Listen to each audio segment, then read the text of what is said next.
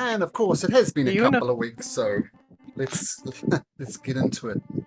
Actually, let me just change. I'm going through Australia for our voice, which isn't ideal. Let me just change that.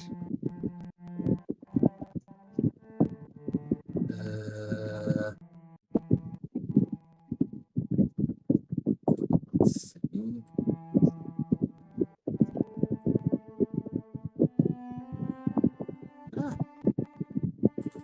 Scored.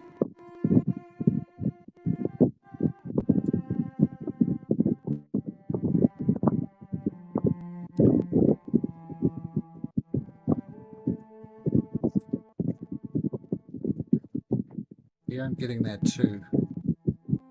The fan sound. Ah! Oh, there we go. You got crisp turned on there, Echo?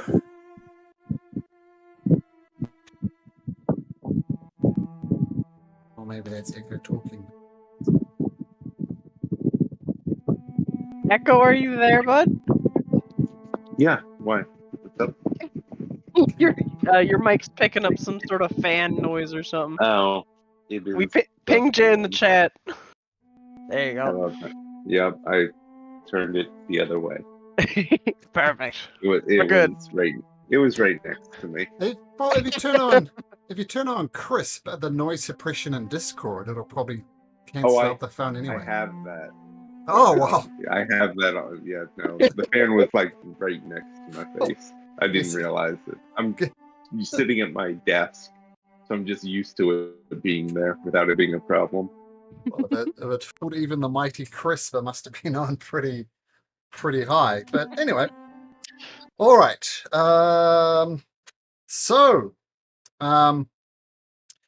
If you remember, which has been a couple of weeks, you were sent to pick up Lord Simonder's mount for the upcoming King's Games, Miss Ivory. When you came to the stud farm, the whole place was emblazoned, and I believe it was oh, it's been so long I've forgotten your names. Kiva came in and rescued it along with Aldrich, I think. So the two players who aren't able to make it tonight, and you did rescue her. And you found a guy in a water barrel who said that the lady and the lord of the manor and their son have been taken to the old grinder for some nefarious means. And after a battle up top, you got downstairs and found out, oh my god, there's a demon that's been summoned.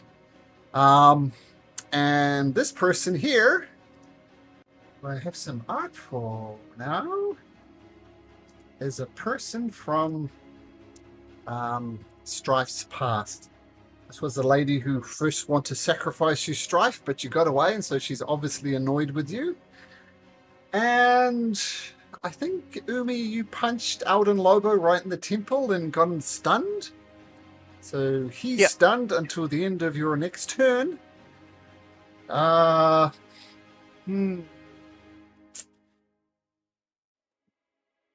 So I'll play Kiva. Let's make rolls for her. But then we'll just bring her out of the session once this combat is over. So, Kiva. Where are you, Kiva? She turns towards you, Strife, and says, "What are we doing? I know you got history with her. Do we kill her or do you want her alive?" Kill her. Kill her! All right. So swinging her glaive. Hopefully all this is connected up. First roll only. 9. She just parries it away. Damn it, says Kiva. And the cultist, who is... Where is the cultist gone? Ah! Oh, that's a different move. Okay, to the top of Kiva, this person here, she is going to shoot an Eldritch Blast at Strife. Because they don't like Strife. Strife's betrayed everything they've liked. Everything they think is good. So a Eldritch Blast at Strife. With a 17 Strife. Does that hit? 17 does hit, yes. Ooh, only 3 points of force damage. So you got away Thank God. slightly lightly from there. Then Alden Lobo. And he's going to be stunned until the end of Umi's turn, which is not a while. So he's just going to sway helplessly. And another cultist is also going to fire an Eldritch Blast at Strife. This one coming in with a 26. I imagine that hits as well. I don't think so.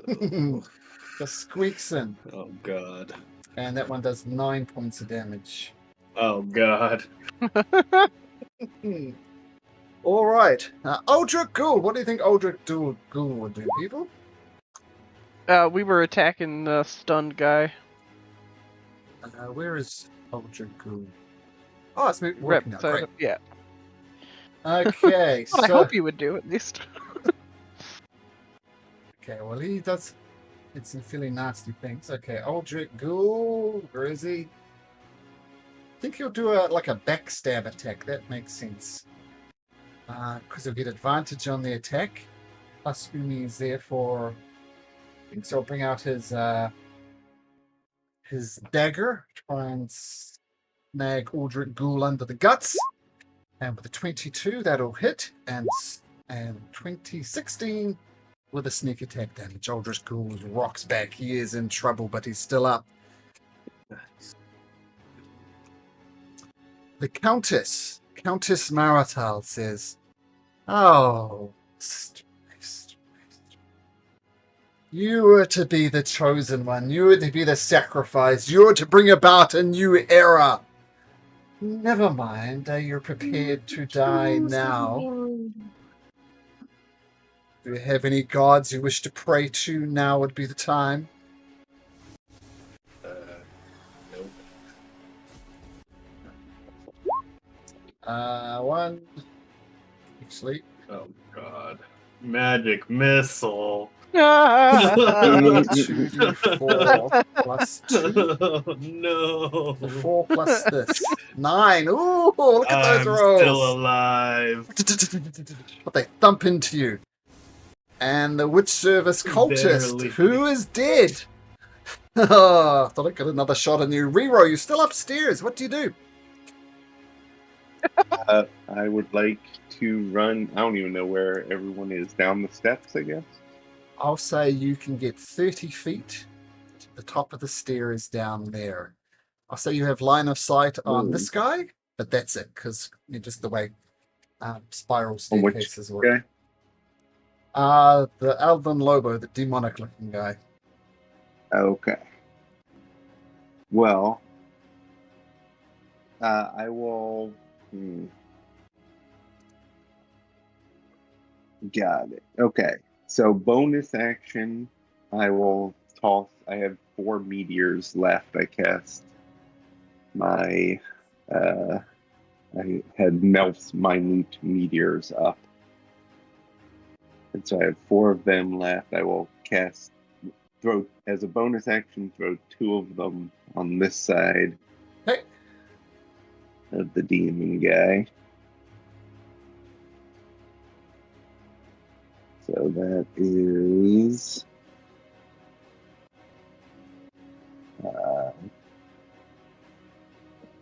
which is each dex saving throw. So 1 dex saving throw from the... Let me just check something. 2 2. dex saving. 2 is advantage on these. A 20 and at advantage of 5. So I think one of those will hit. Yeah. So he takes 6 points of damage. Well, they both hit. He takes half as much on the first, so 10 total. In total. And what type of damage is that? Fire damage. So the 2 meteor just boom, explode right next to him. Natural And 20! Not the button I was supposed to press, but they have literally zero effect on it. Seems that as if he's immune. Of course. Well, in that case, I will use my action and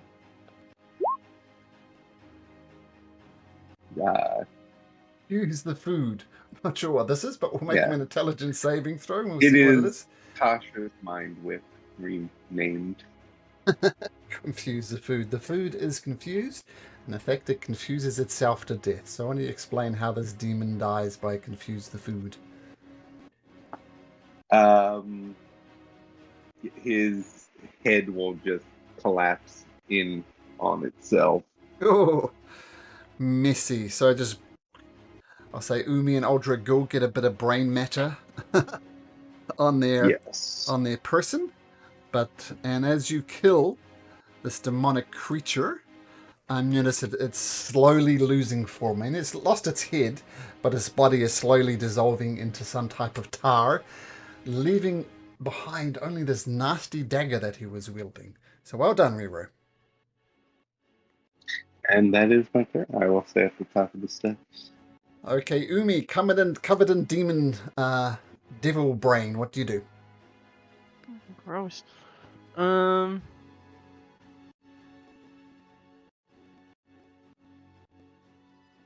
gonna go around the creepy circle. Yep. Oh. Yeah. Okay. Let me just read my stuff again. It's been a bit. Sure.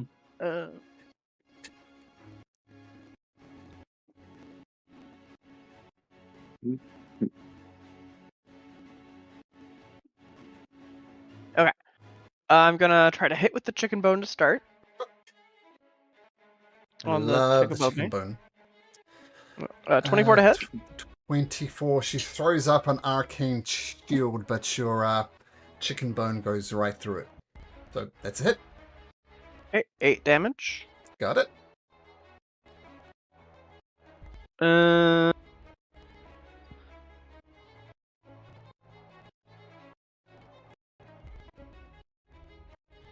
I'm still gonna do it anyways. Oh, actually, you know what? After that attack, I'm just gonna do a normal unarmed. Nope. Sure. Nope. Is it bonus action? As a bonus action. No, no, I'm not gonna do that. Okay. Good lordy. I need her to make a con saving throw because I'm gonna do a stunning strike on that. What's the DC? 14. 14. Okay, oops. DC 14. Yeah, you are taking out the trash. You landed right on her temple, and she's still got this arcane shield around her, but she is stunned. Wow, Umi, you're on a roll. Well done. Okay. And then I've used 30 feet of my movement. I can go here with the rest of my movement. And then I'm going to let out a draconic cry as my bonus action. Okay, awesome. So all of us have advantage on enemies that are within 10 feet of me. So the 3 enemies. I'll put a little aura on you, just so advantage on anybody in there, which is, yeah, all bad guys. Excellent. Draconic Cry, I love it. Very cool. Is that your turn? Yeah. So that's advantage. So Black is just going to do a chill touch. Does he have any healing? Does he have any healing? Oh, that's a good point. Ah, okay, we'll do that instead. Okay, Strife. I'm He's going rocking to a cast. cool 2 hit points. I got you, bud. I got you, bud. And it's going to cast Cure Wounds at 3rd level. That's a much better roll. Oh, look at that. 21. I got you, bud. I got you. I have risen from the grave. Now go kick butt. Oh, it's my turn. I will shoot this one. Okay. With an arrow. Hey, what are you barking at, Boogie?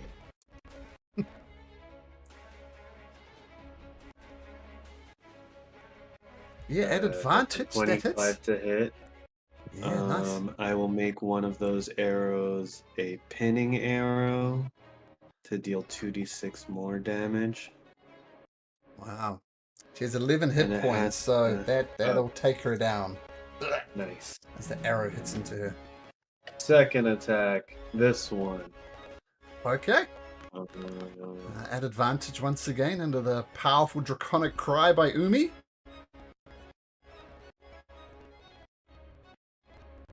and Once I again. will also spend another point for a pinning arrow, to Okay. hopefully restrain if they're still alive. They're still alive? Did they take half damage or no damage? Full damage, and then they need to make a DC 14 strength save or be restrained until when is it? Until they use an action to break free. Otherwise, it lasts for 1 minute. And that would be a second cultist down in the same round. You've turned Nice. things around, Strife. Very cool. All from the empowerment of my buddy Black. And that's all I can literally do. Don't discount the roar of Umi as well. Kiva said, so we're agreed. Dead? Or Strife. maybe we should keep her alive for questioning. It just attacks at advantage. So that'll be a 10. Lovely. Send me clear instructions, Strife. I don't know what I'm doing. I was on death's door. Oh, I was confused. Fair enough. I was confused. Kiva's going to use the butt of her polearm to try and hit her that way. And that will hit.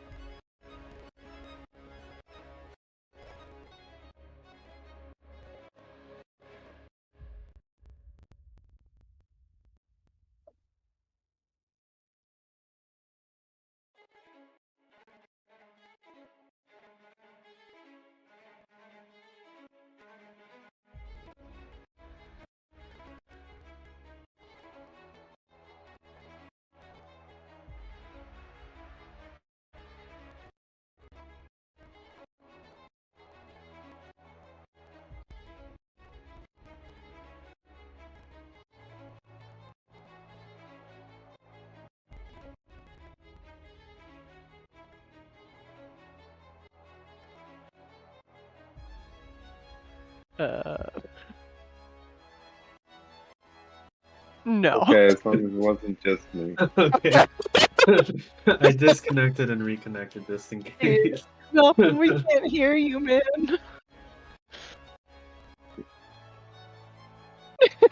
You're also very Holy- choppy in video.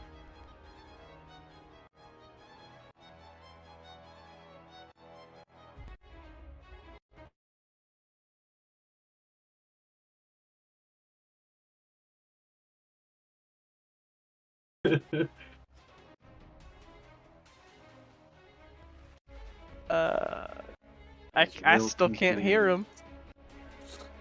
Did your mic die? Okay.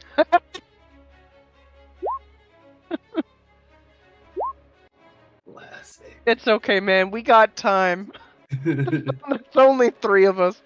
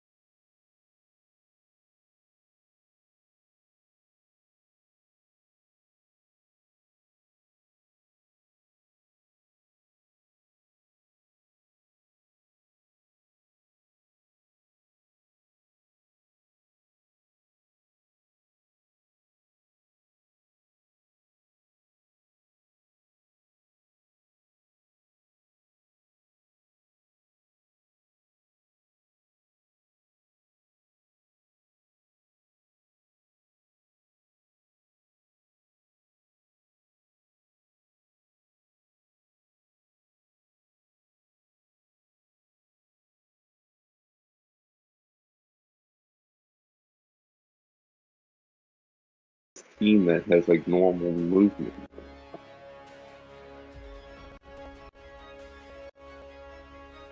Are you there, Malcolm? I You see can in get chat that you up. are. Uh-oh. Maybe check to see if the Discord update switched which mic your Yeah, the input settings are. and output settings, maybe. That's the only other thing I can think of.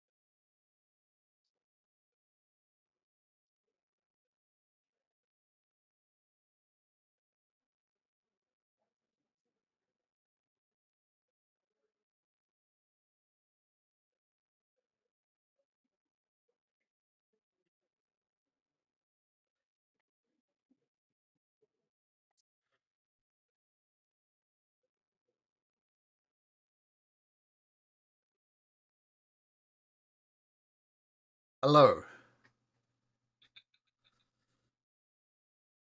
Can you guys hear me?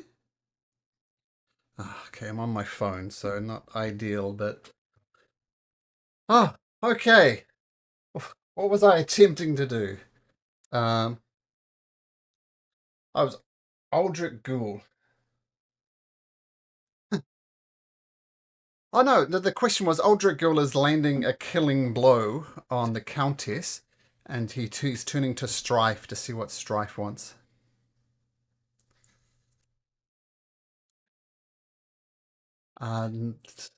Smacks her on the side of the head, and she goes down.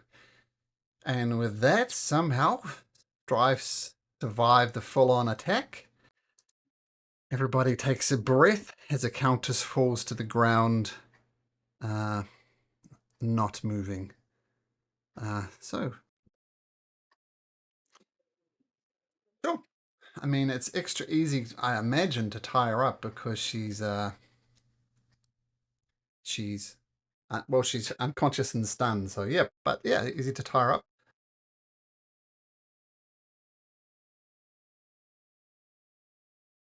Okay, just 1 second. It's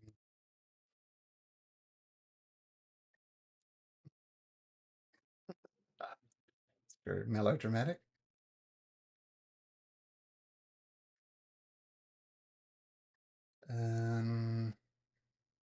It's gonna whisper you something.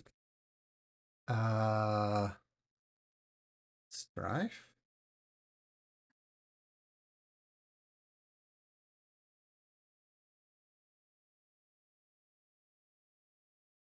Probably hear me typing now.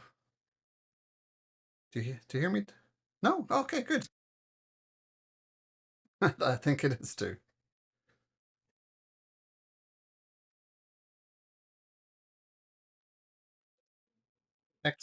\W. Then you just type Malcolm. Should come up as like a drop down thing.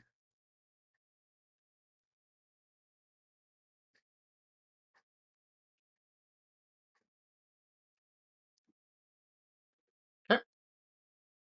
Let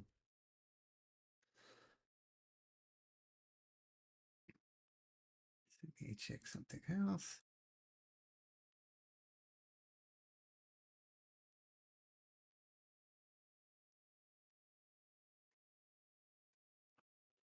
Okay, you pick up the dagger.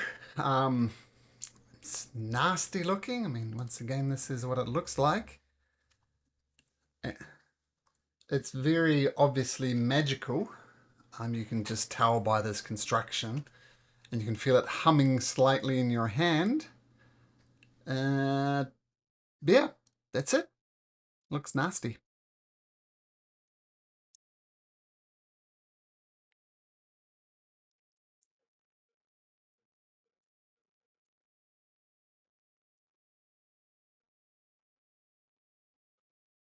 Do you remember the fireball she cast?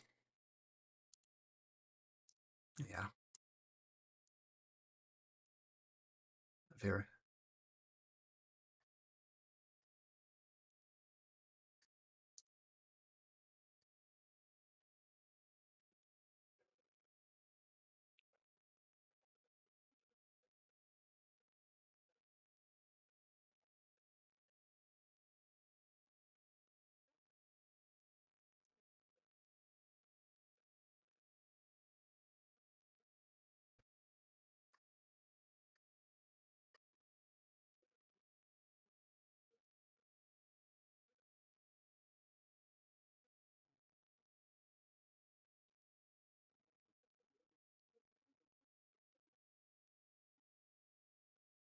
There you go. There we go. Just put her up there so you can see her name.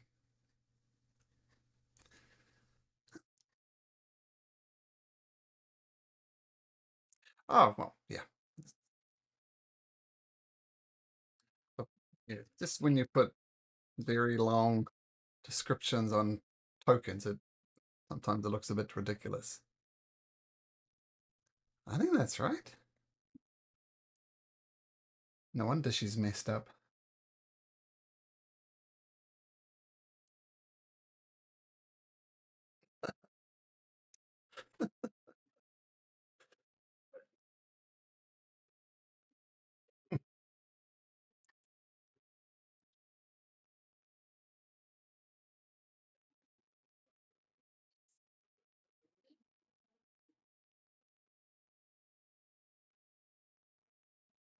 Do you slap her awake, Strife? Give her a quick shake. No longer stunned. And she looks up at you, regains consciousness on 1 hit point, and just spits in your face. Traitor.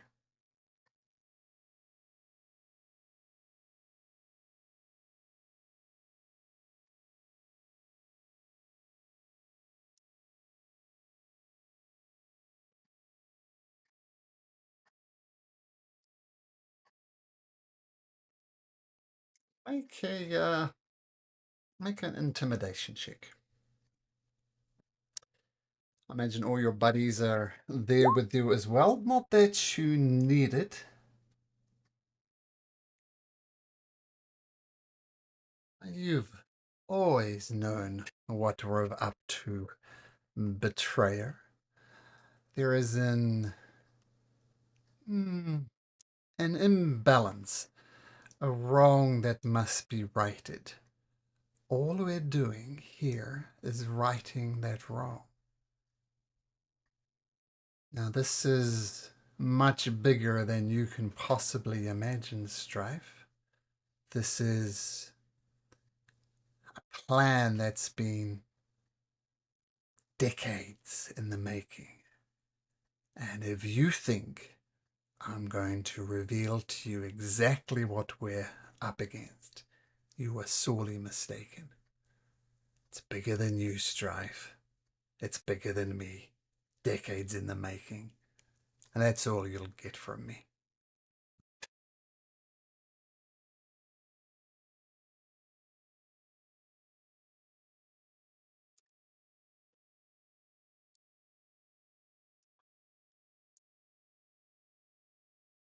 That is all she's willing to say. So you give her a swift...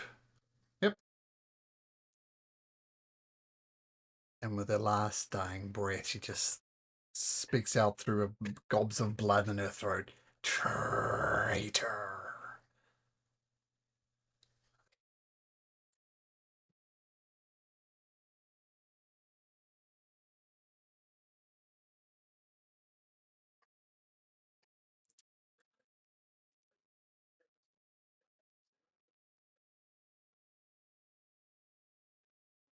Just as a minor note, in case you forgot, they were in the process of summoning the third demon. The second demon was Alden Lobo, but there is a demon that's already been released, and that's all you know. It's the only thing you know is it's not here.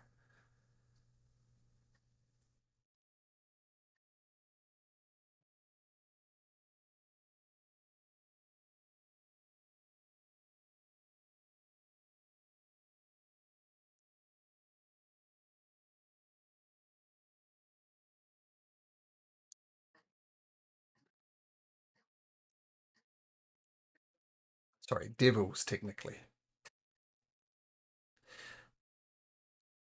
The lawful evil ones, yes.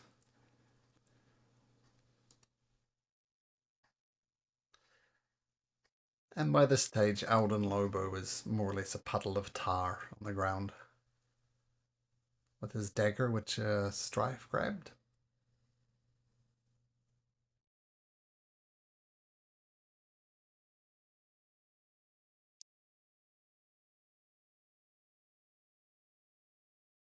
Sure. So we'll say you can take them up into the plains of Aglarion. The stables and the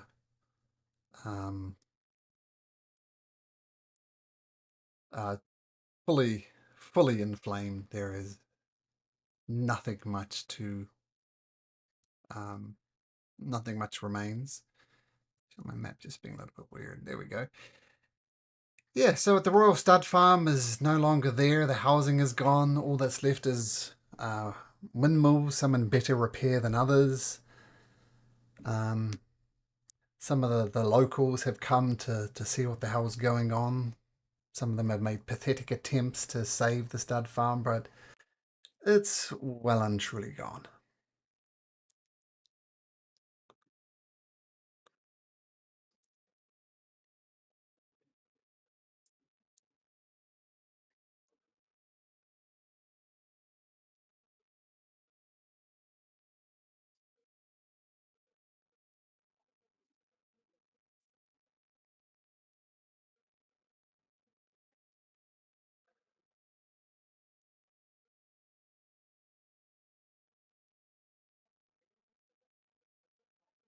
Okay.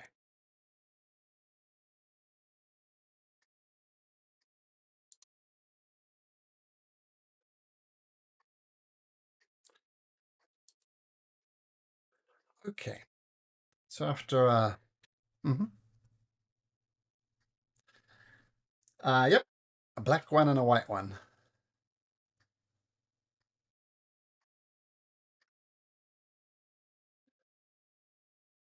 Well, that was the plan from the last time we talked. I mean, you don't really know, but Miss Ivory is a bit of a giveaway, I think.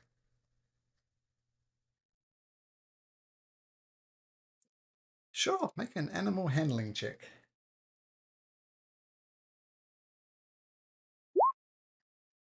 Yeah, it's loyal to its master, and you're not it.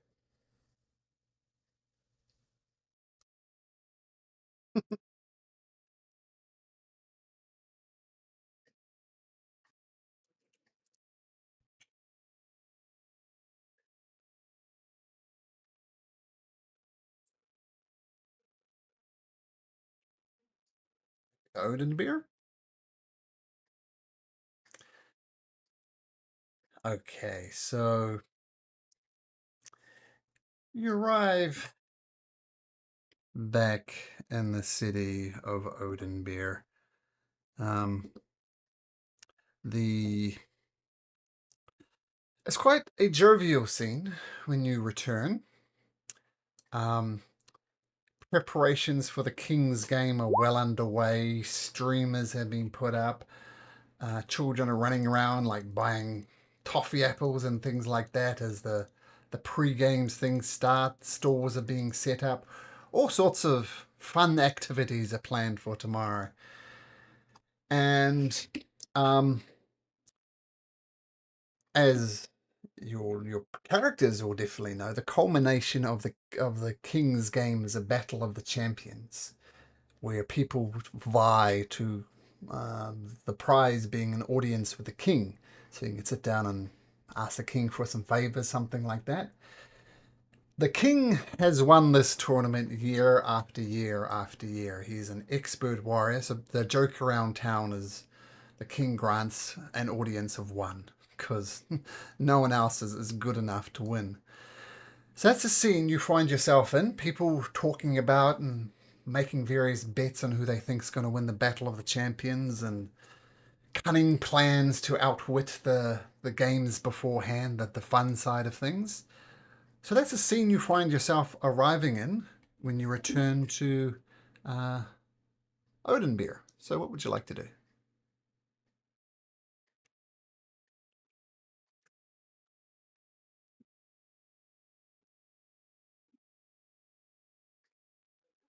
You have the white horse, yes? Okay, sure.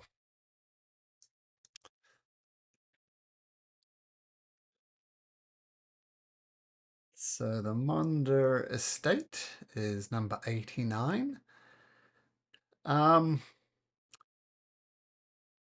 And the stable hand, I mean, just from the previous visits from Lord Monder, if nothing else, he lives in the High District. He has got money, lots of money, enough to have his own stable, for example. So you hand over Miss Ivory. She's looking a little worse for wear, but she's alive.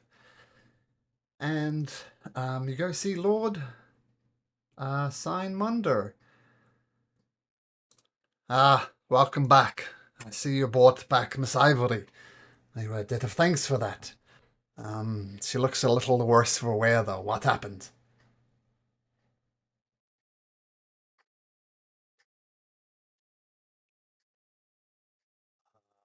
I was aware, yes.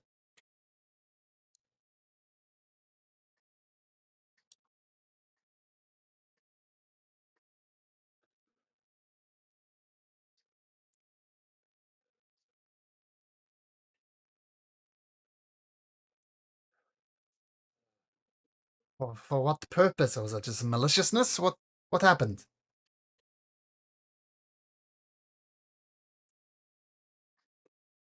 Okay. You're kind of burying the lead there, my friend. Third devil? Tell me about the other two.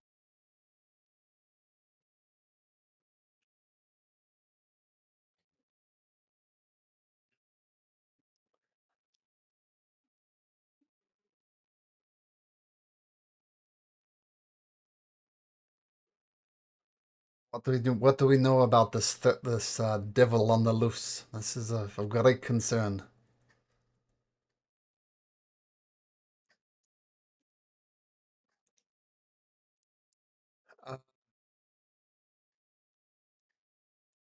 Uh, no, like hmm. I mean, you're definitely being brought up in demon summoning. I mean, talked about being the sacrifice for the demon summoning. I'll say, uh, I'll say history. Don't roll history rolls in a.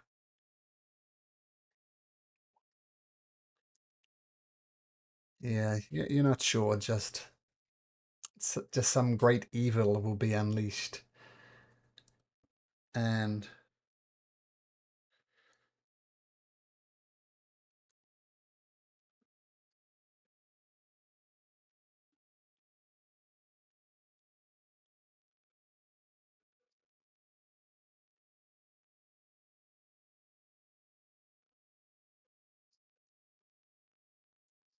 so 2 points of order, Strife.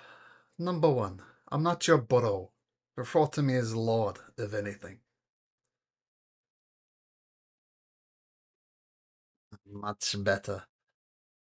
Now, secondly, don't get me wrong. There's formalities that we need to adhere to, and you will refer to me as Lord, but no hard feelings.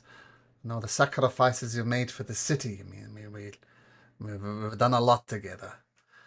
Secondly, you're the expert on this situation. We know you've been involved in the cult. We know you've gotten out. We know you turned your life around. We know you travelled with me trying to save the prince. So, I've got much respect for that. So, I ask you, Strife, what do we do?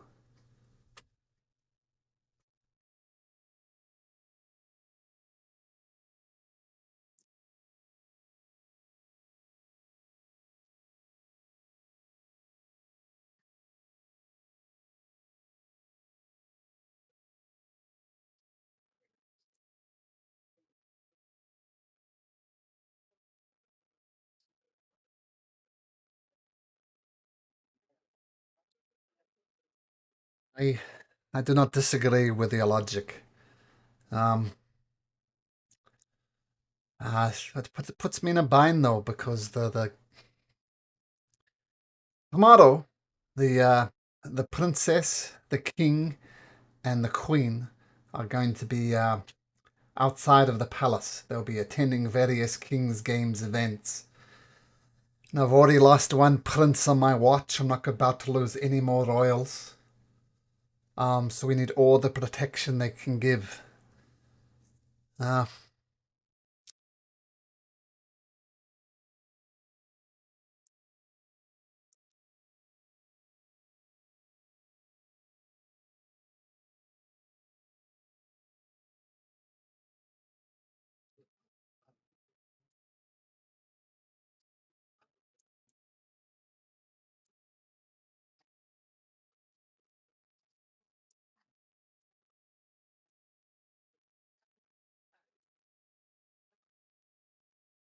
right. You speak wisely, Strife. I value your counsel. Tell you what we're gonna do. We're gonna send out some of my, shall we say, contacts. I'm not gonna tell you who they are. Their identity is quite secret. I'll get them to do some asking around town, if nothing else. Other that, further abroad. So in the greater plains of Eglarion, where do you think we should send them?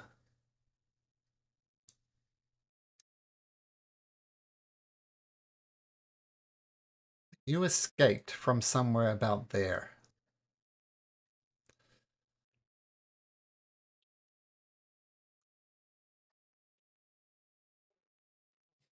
A little cave underneath Cloud Peak.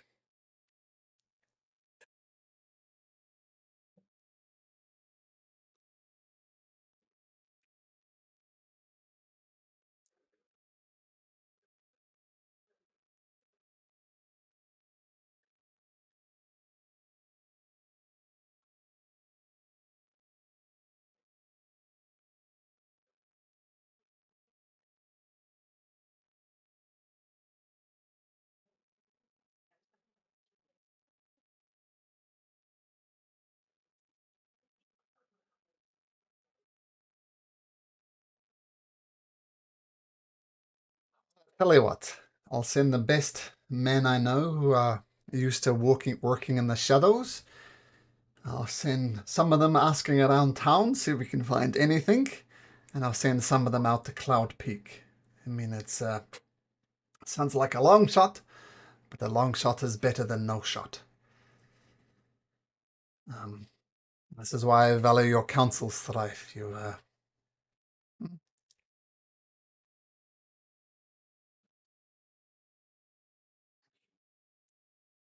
Yes, but from what you're saying, the stud farm is but a smouldering heap. But sure, we'll check it out.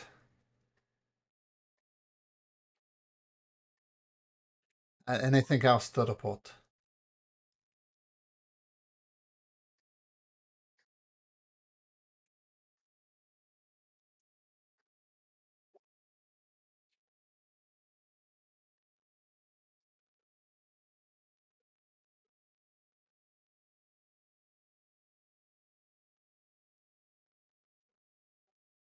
Right, one final thing I'll mention. Kiva. The time has come to pledge your allegiance to the crown. Traditionally, the time for this is right after the king's the battle of the champions. Kiva says something. We'll find out maybe later on how she's going to react to the situation. But that is a thing coming up for Kiva, so just be aware. So I suggest you all get a good night's rest late in the day, and I guess keep your ear out. The city will be abuzz tomorrow. We have nobles, we have lords, we have all sorts of people coming, purely to be entertained by the King's games. So rest up. I'll be expected to be part of the royal parade tomorrow, and I guess enjoy the King's games. Eva! Hey! Your daughter got to sleep okay?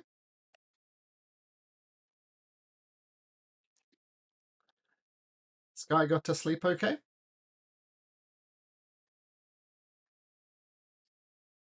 Okay. You're a good dad, Sean.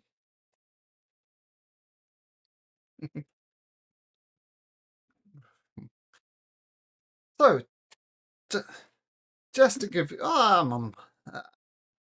Strife, since this is all about your character, why don't you give Sean a lowdown about what has happened so far?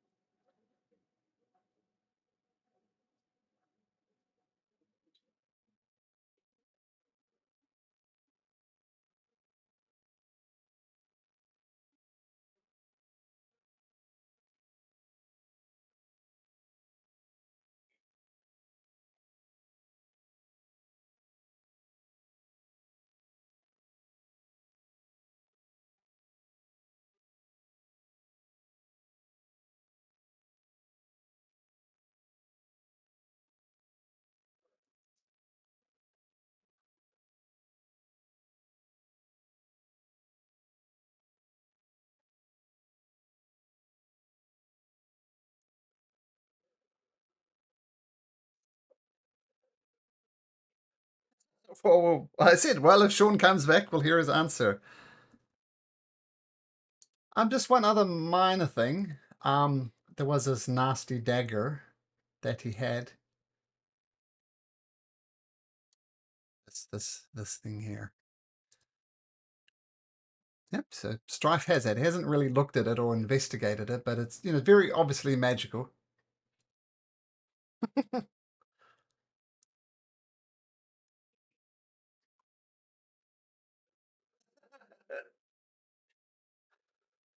So, Lord Signmonder, after you've given them a report, says, Kiva, the time is approaching for you to make a decision. I mean, I think the decision is obvious. I've always valued your ability. As I said before, a blinded Kiva is worth. I'd trade that for any one of my soldiers. Now, I'm not asking you to make a decision now, lass, but the traditional time for knights to take their oath to the crown is at the conclusion of the Battle of the Champions, which happens tomorrow at the King's Games.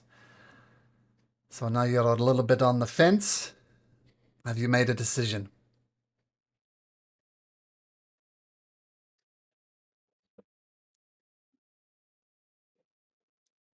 You've been raised in politics as well. That could mean a multitude of things. Speak plainly. Will you take the oath or not?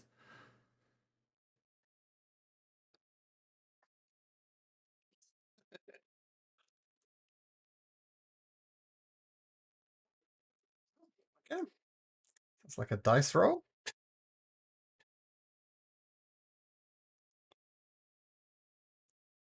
All right.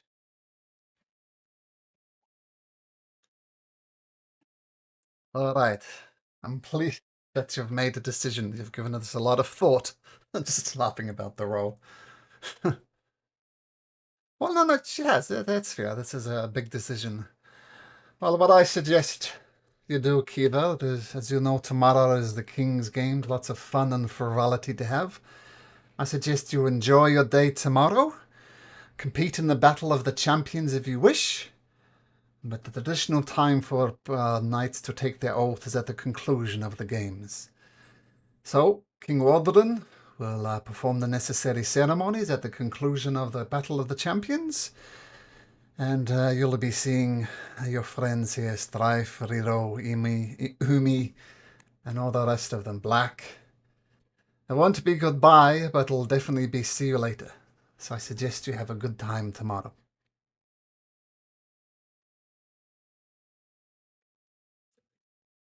Alright.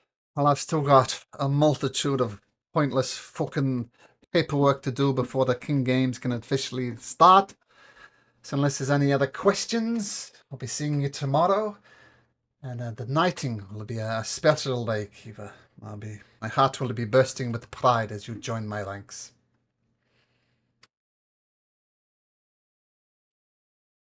All right, dismissed.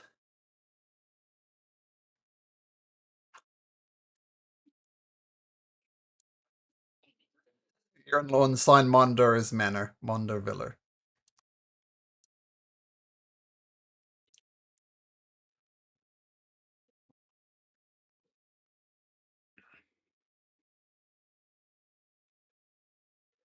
Turn in where?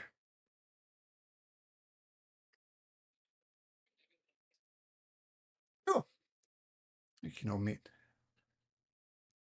I mean, the Lucky Leap Tavern has been, whoops. Stay there, Lord Sign Wonders. Tag. Yeah, so the Lucky Leap Tavern, run by Ricio Tane, is once again, it is also gearing up for the battle for the King's Games. And for a silver piece each, you can spend the night here. I imagine Aldrich Ghoul goes to his own home. But the rest of you cough up a silver piece.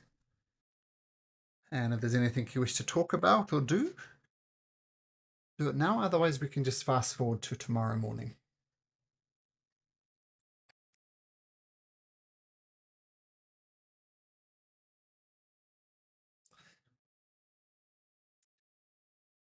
Okay, well one small thing.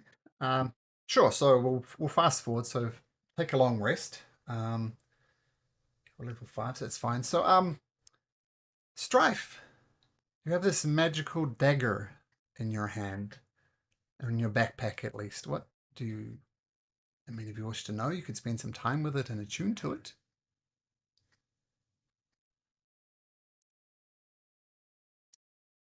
Okay.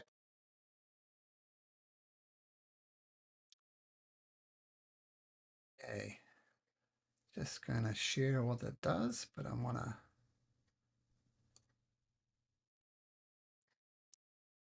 that.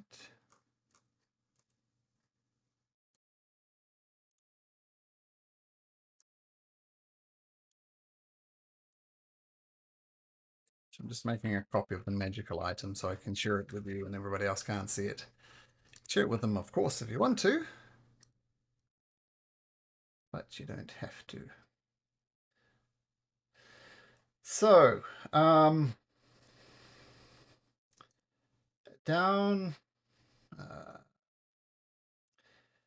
in the appendices, you'll see magic items. Do you see that, Strife?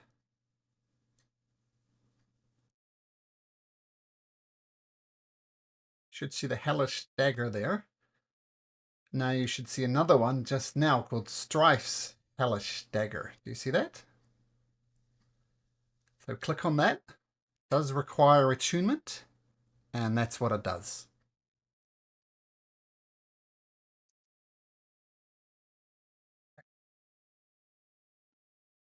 Okay, so you're attuned to it.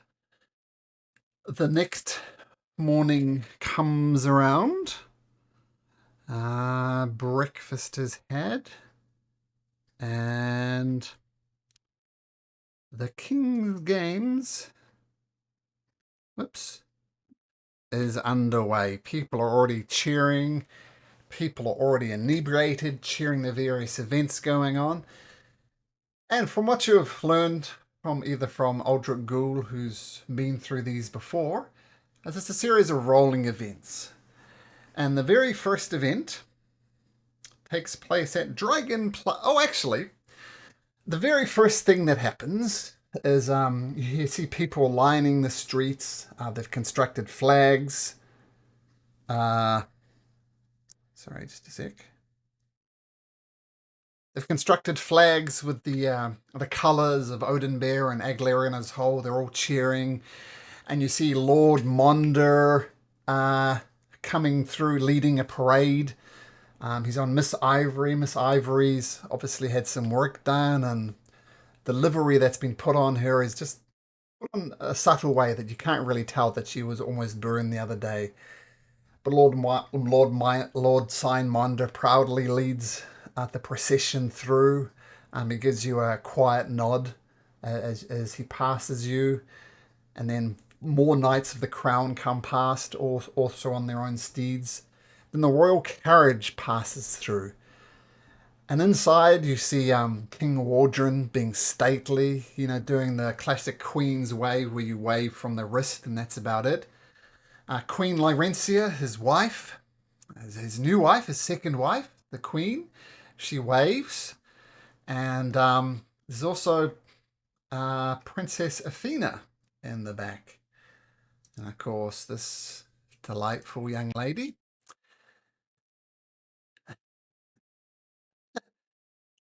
And she says, ah! And she's just shouting at people, you got a fucking ugly hat on. And she starts throwing fingers. And you, with a ponytail. I hate fucking ponytails. Look, there's a whole gaggle of you with ponytails. And she starts spitting at them. Fucking ponytails. Spits at them. And then the king looks like he's done this a dozen times before. Puts a gentle hands on Princess Athena's shoulder as she pulls her back into the carriage. And you see she is starting to yell at the king. And the king is yelling back. It's a fraught relationship. But eventually it seems the princess calms down. At least for a little while before the cursing, you hear it happening again, and spitting and yelling vile insults to people. Like if someone's got a big hat, she insults the hat. Someone's got a small hat, she inserts the small hat. Tall, short, fat, thin, anything she can pick on. Basically classic bully behavior. But people still cheer. Maybe not for her, but for the queen and the king at least. Now, the crowd start heading over to Dragon Plaza, which is all the way over here at 111. And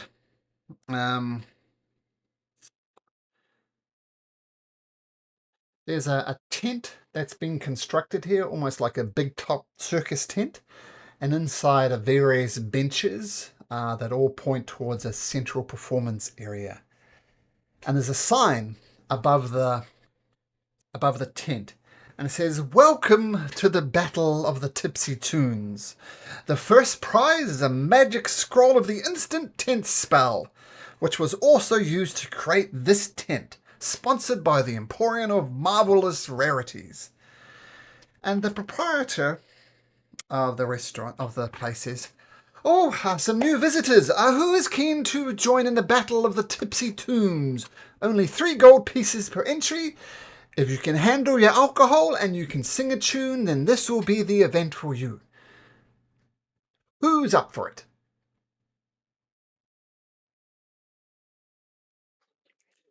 Sure, 3 gold pieces entry.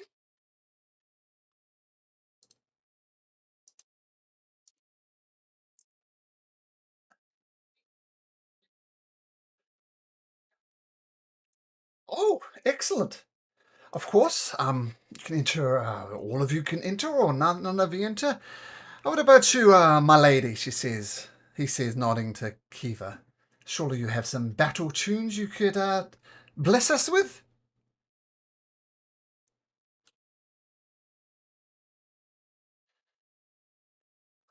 I can respect that. And what about you, young sir, he says, turning towards Strife. Can you hold a tune?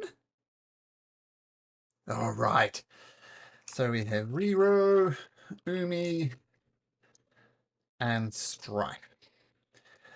All right. So the so this is how the everybody has 3 tunes that they can sing us with. At the start of each performance, we drink some spirits kindly provided by the Monastery of the Spirited Leaf. Drink it, sing, and the best performance at the end of the day will be awarded the Scroll of the Instant Tent. Now, our first competitor, you see a jumpy elf. Says, "My name is Zamoza. I am from the College of the Minstrels, and you're all here to merely participate in my greatness. None of you will beat me. I'm a seasoned professional." And he promptly drinks the first shot of the spirits from the monastery, and he doesn't take it at all well. And he starts slurring his word. But he pushes through it and does an excellent performance. Takes another shot, seems to be getting better and better.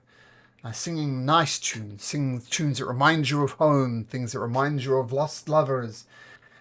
But his final tune, he really falls apart. And he gets a total of 2 points. I'll explain the scoring system as you guys go through it. The next one is a slightly smoking female, and she looks very hesitant. But she takes the drink, doesn't agree with her, but then she just nails it. Performance after performance after performance.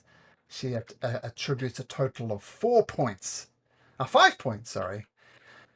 And then Dorian, who I think you've met in the Battle of the Chefs. She was the minstrel there. And she starts singing as well. Once again, does terribly on her drinking, but comes up with some tunes and gets 4 points. Finally, a very arrogant-looking lord says, "Oh, I've been training my whole life for this. This will be a cakewalk." And he can't accept his drink. He can't do a tunes. And he gets roundly booed because of how poor his singing is. He gets a total of 0. All right. So next competitors, who's going to go first? We have Riro, Umi, and Strife.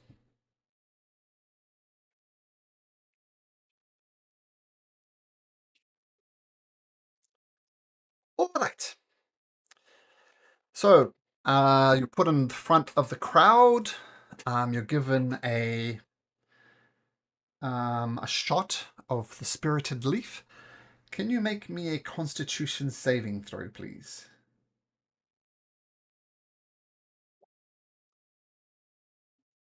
Well, not really good enough. You start getting slightly inebriated from the brew. Can you please make me a performance check at disadvantage and explain to me, what your performance looks like?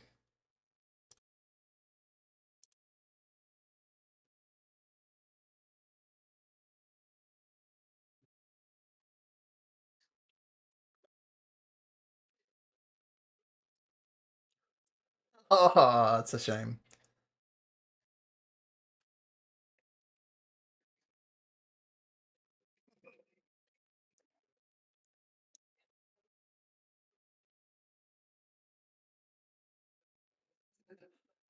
Yeah, the crowd starts jeering.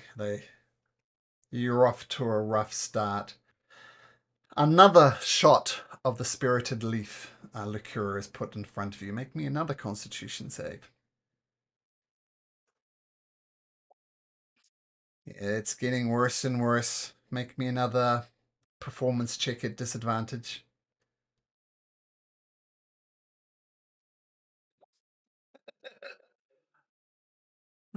Oh no, they are just jeering and booing. It's not good. Okay, reroll. You still have somehow a miracle to bring this back. Make me another Constitution save.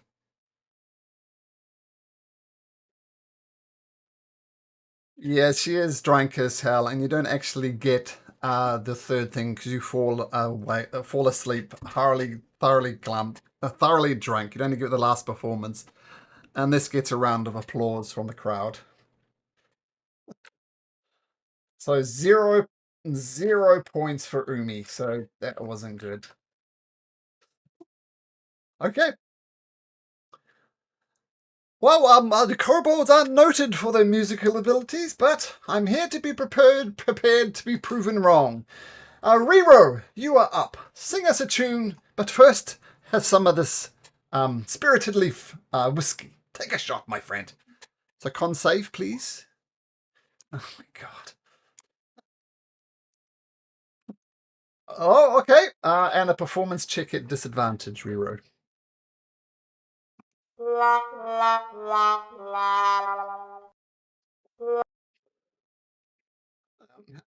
What does Rero's performance look like?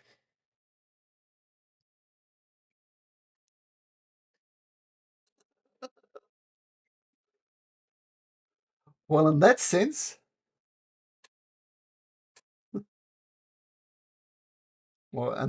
you've succeeded well because the audience boos as well. Another shot is put before you, Rero. Another Constitution saving throw, please. Yeah, with a natural one and then a failure, Rero. You don't even get to your second tune, and you fall asleep and drunk, completely drunk. Maybe it's the kobold metabolism. You just don't have the body to take it in such large amounts of alcohol. And once again, the crowd gives you a polite applause as your performance has ended. All right. Well, at the moment, Gertruda, the quiet human, is winning. Strife, let us hear a tune from you. Constitution saving throws. You take a shot, Strife. Come on, Strife, for the team. You down it with the very little side effects. And play us a tune. Just performance is a straight roll. Oh. That is worth 2 points. What does your performance look like, Strife?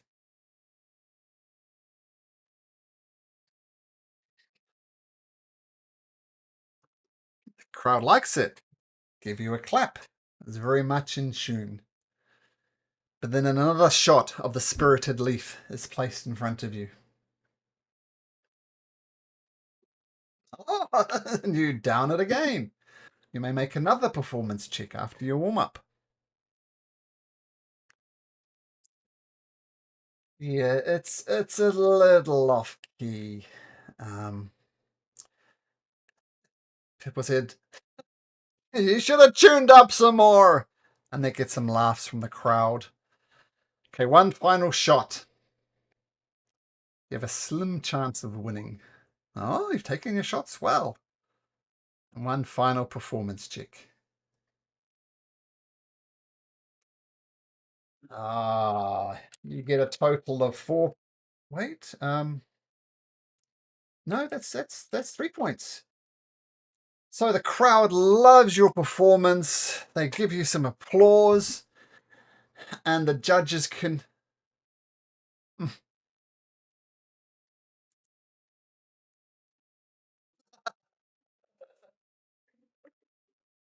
Very good. And the judges who confer, they confer on their notes and says, "Oh, for the first time ever in the Battle of the Tipsy Tunes, we have a tie between Strife and Gertrude." Gertrude comes up kind of shyly to you and says, congratulations.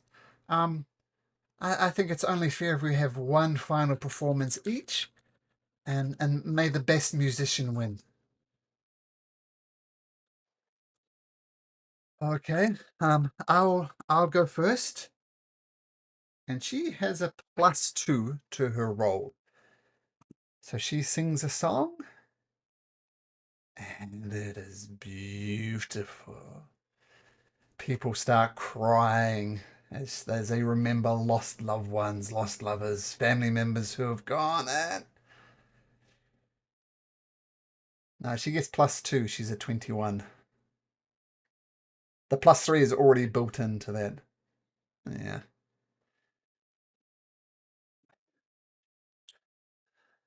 And the proprietor of the establishment. "And congratulations to Gertrude, the champion of the Battle of the Tipsy Tunes, and I present to you the battle, the Scroll of Instant 10. Congratulations. Now, if you'll all make your way over to the House of the Soldier if you're interested in the next event." And people start wandering over.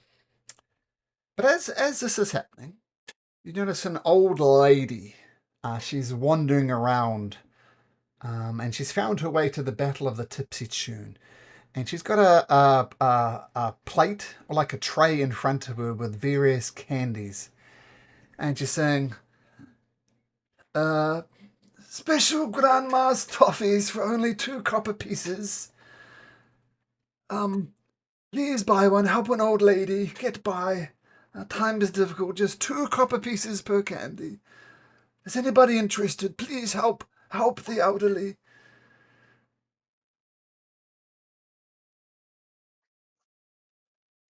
"Oh, that will be 14 copper pieces, sir."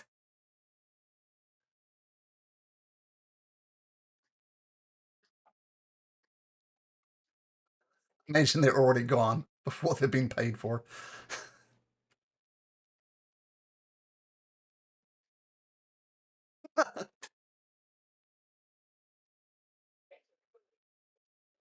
"Oh, thank you very much, miss. That's a little bit more, so please have a candy for yourself." It's delicious. It's like grandma's toffee. Strife, Kiva, are you interested in candy?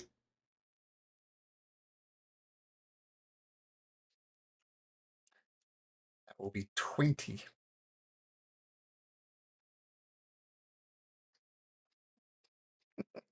You're not taking one yourself?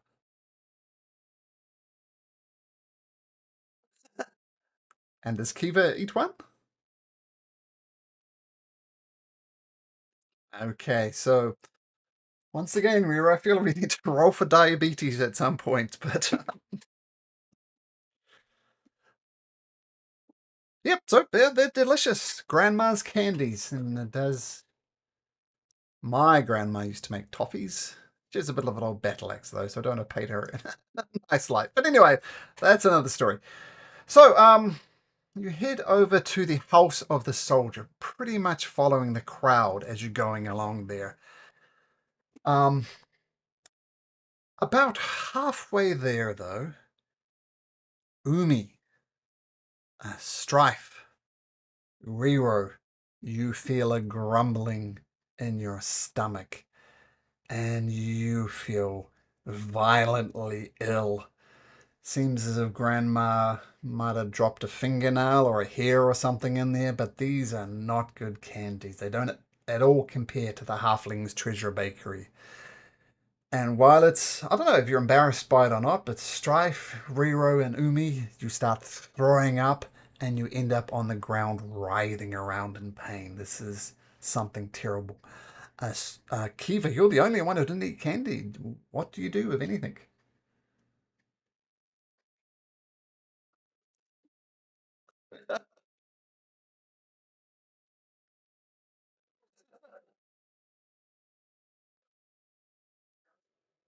Okay, well, how are you helping them out? Just basic medicine or pulling their hair back? I hear that's a thing to do. Okay, some, as Aldrich Gould, who will say didn't have any, says, oh, well, some of these events are quite dangerous. I didn't expect this from Candy, but there should be some clerics around who can help out. Because, the King's Games is non-lethal. A cleric, medic, and two medics. Two humans dressed in clothes that would mark them as people of medicine. Say, all right. Just stay still a little bit. Lying aside, that's good. Point your head to the side. And they start applying some... Oh, I know. This is not going to be my first time doing this. Just relax. And they're going to give you some smelling salts and some herbs that they rub on your temple. And it seems to work. And all of you suddenly feel better. Alright, just watch the alcohol. This isn't going to happen again. Just be careful. This was alcohol. I can smell alcohol on the kobold's breath at least. Strife. And a little bit. So just be a little bit careful with the alcohol. It's early in the day. And maybe seek some help. Stick to water. Very good. Okay, be on your way. You guys carry on to the next event? Okay. Well, maybe under turn. Strife, Umi, Riro, all your gold is gone. It's gone. Yep.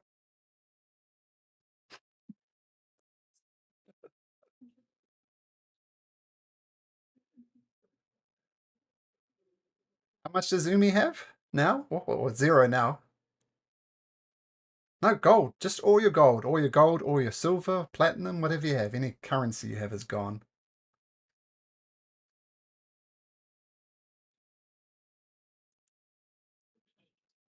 How much was it? Oh! Oh.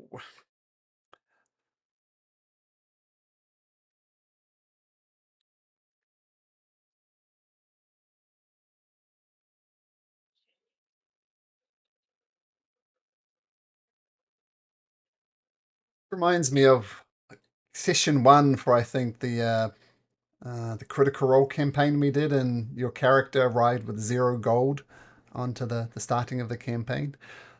Full circle, Belzebeth. Full circle. Yeah, so you notice as you come to pay for the next game, you have no money. Umi, Strife, Riro, gone. What do you do?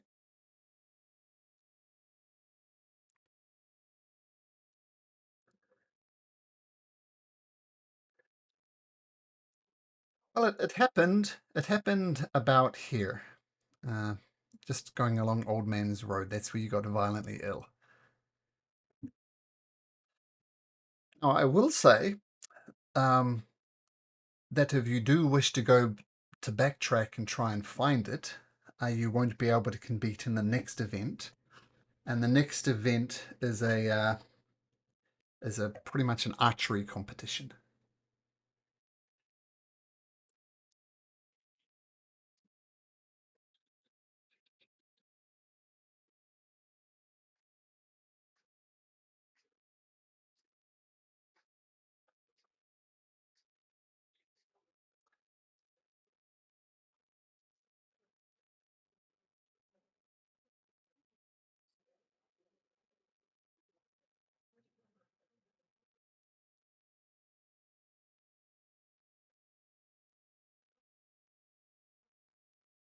Okay, so we'll start with everybody except Strife.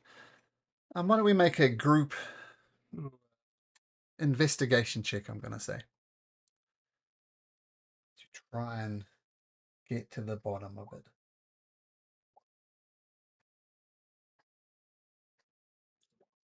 it. $16.26.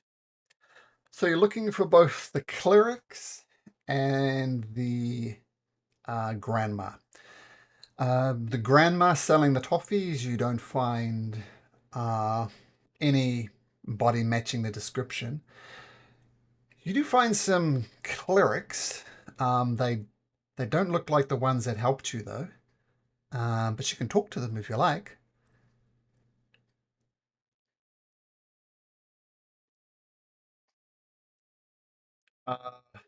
Both human men, 20-ish years old.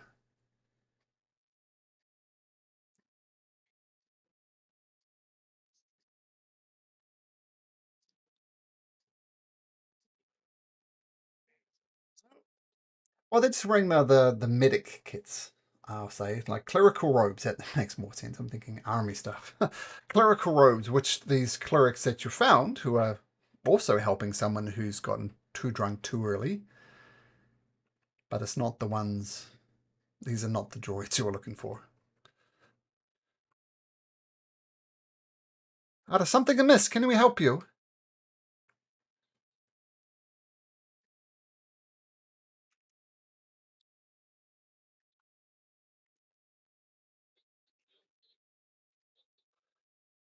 Oh,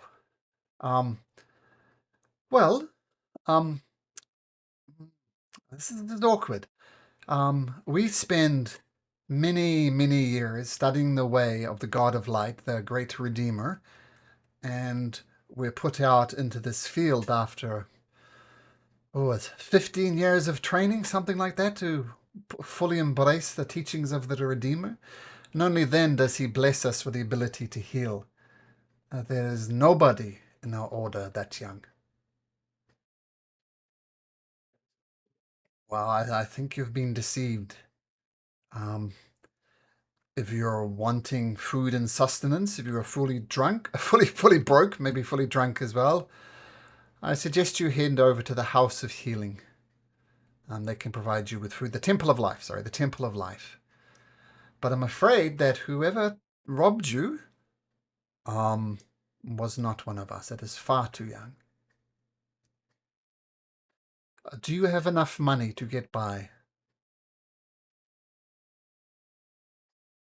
They'll be okay.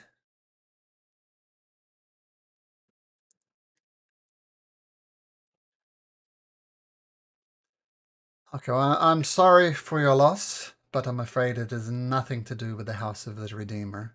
But if you have friends like this knight here, you'll do well in this world. I apologize for your loss, but it has nothing to do with us. Okay, blessings of the Redeemer be upon you.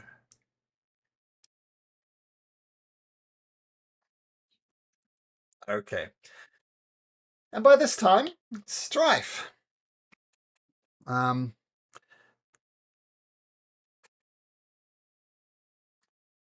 So 3 gold to enter the Nimble Eagle. And once again, the sign's put up against the side of the building, and it says, "Welcome to the Nimble Eagle. The first prize is a potion of fire resistance, sponsored by the Emporium of Magical Rarities." And you pay your 3 gold pieces, and you watch various competitors. And Mavis, a guard captain from the city. So the idea here is, you see like the captain, he stands up on a platform with just a small circular pillar to stand on, and he tries to balance on that. Then a sign is revealed. His job is to identify the correct sign, like it could be a squirrel, it could be an ox, it could be a deer. And so he'll go correctly identify it and then shoot the target. And if he does all those 3 things successfully, he gets points. So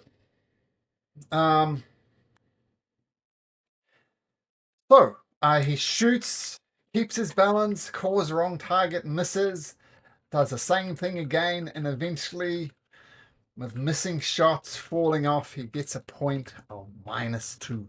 So not a very good start from him. Then a gentleman called Vargos, member of the Royal Arrows Archery Division. He does a lot better. He loses his balance a couple of times, but makes his target, and he gets 6 points altogether. So very good. A halfling comes up and does her shot, but you recognize this halfling as the one who was the Battle of the Tipsy Tunes, and she is drunk, and she just does a terrible, terrible job.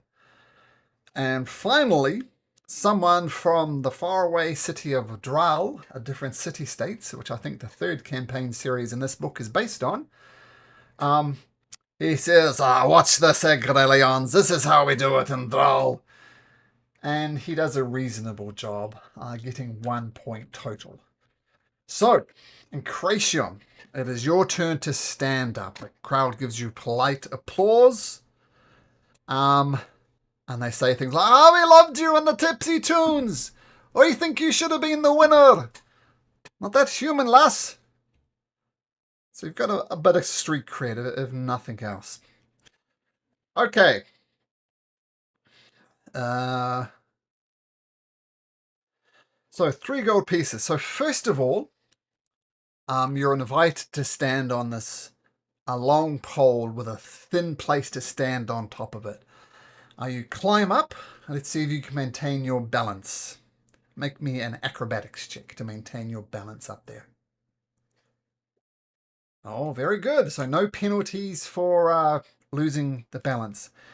And then they flip open a target that's 60 feet away, just barely enough for you to see. That could be one of hunting type animals. I need you to make me a perception check to correctly identify it. You see a pigeon and you call out pigeon, and it is a pigeon. No penalties for that. Now, just make me a ranged attack with your bow, and depending on what you roll. Oh, 27, holy crap. You hit it in the absolute bullseye and get 3 points. That is the perfect round, Strife. People cheer and they clap. Very impressive. Okay, but this is a round of 3. So, once again, you climb up onto the pole and balance. Make me an acrobatics check. Perfect balance.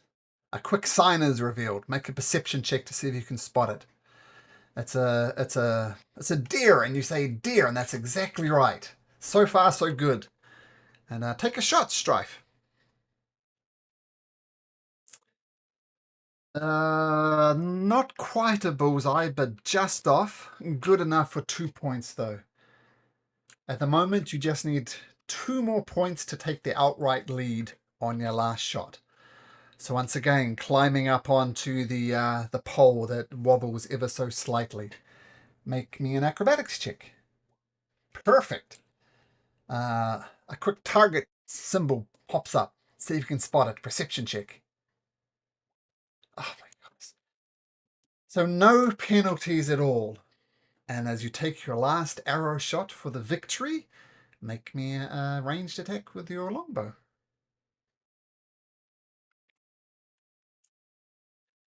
Doesn't quite hit the bullseye, but just off it. And you surge ahead with 7 points, and you have won the Battle of the Nimble Eagle. The crowd cheers. They're so happy. What does Strife do? How does this victory look?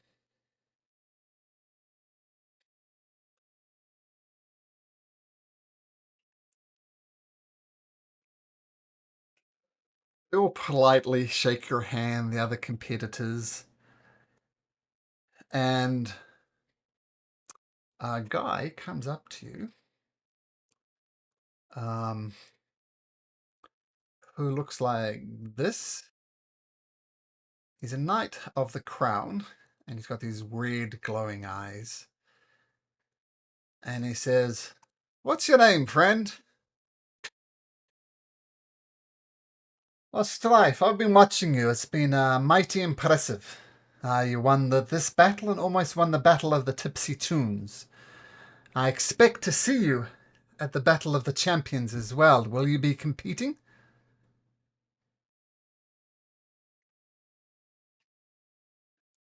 Nope, not even a 3 gold piece. It's essentially a knockout tournament, and we may meet, we may not, depending on how the draw works out. And the winner will get an audience with the king. But I must say the king has won it year after year after year, so that is unlikely. But the other thing... Sure.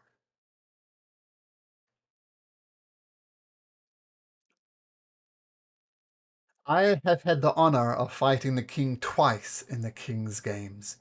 I've given it my absolute all. I've been trained under Lord Monder himself. I'm one of the best members of the Royal Swords when it comes to combat, and the king kicked my butt.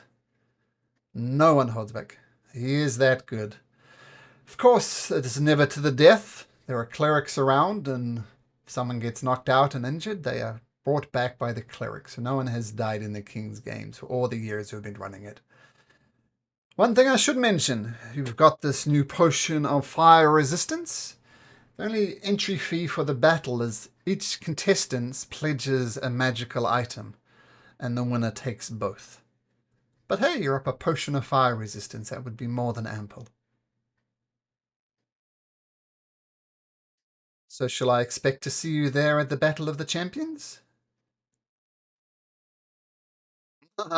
Fighting words, my friend. I look forward to perhaps seeing you in the Battle of the Champions. As I say, the draw might vary slightly, but I will be there. Well met indeed, Strife. Okay. Old Dragul will point this out as another thing that happens every King's Games. There's these people with official vests on, and saying, "Who wishes to take part in the Royal Lottery?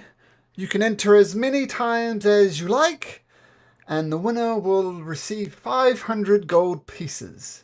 Would anybody like to place a gold piece and enter into this competition?"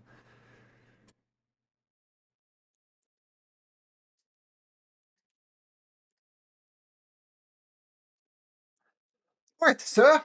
So just take a gold piece, write your name on it, and we'll drop it into the pot, and we'll draw it out, and if you win, 500 gold pieces."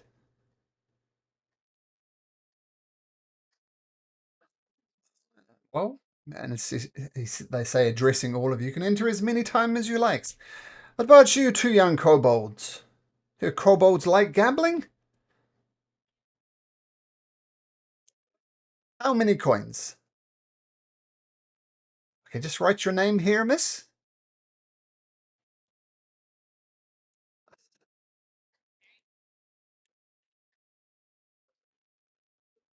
Yumi can't read or write.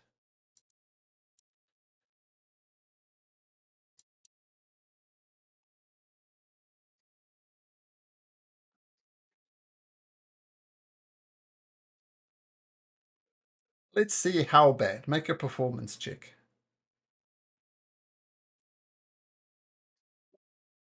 Yeah. Yeah, if you win, it's going to be difficult identifying your name.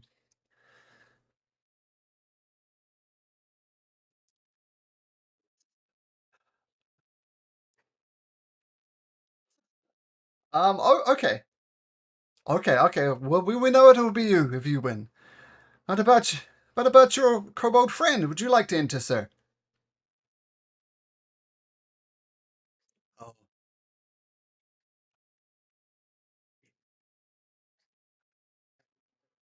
Okay. Uh,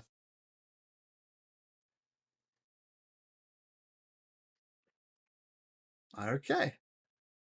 I can't help but ask you, I'm not sure if this is above or below a knight as yourself, miss, but would you like to enter? All goes to a good cause.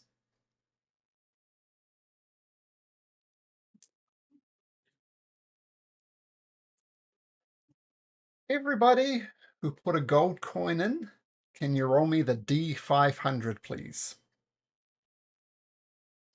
And if you get 500, you will win the pot.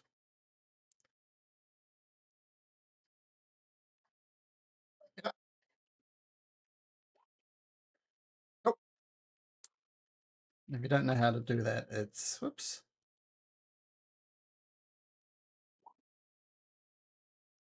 Yep, a natural 500. And reroll.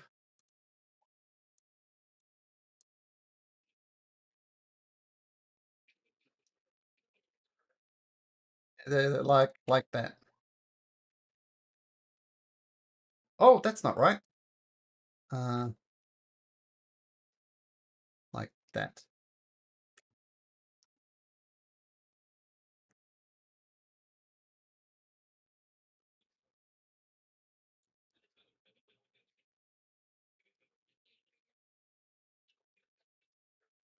One reroll, you got this. You didn't type the D. Good try.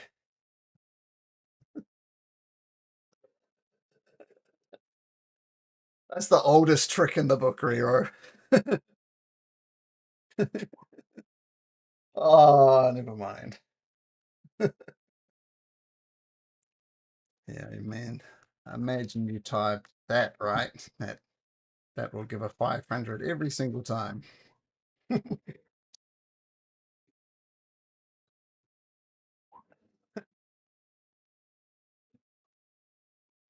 Oh, me. Oh, close, but not quite good enough, unfortunately.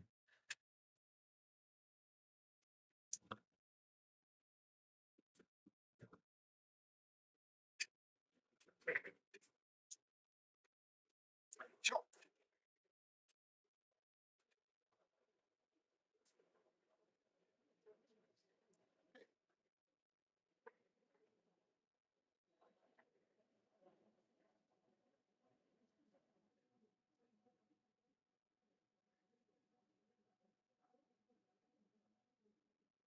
Sure.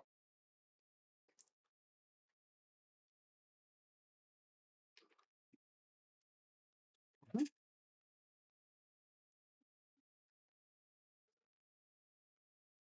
Okay.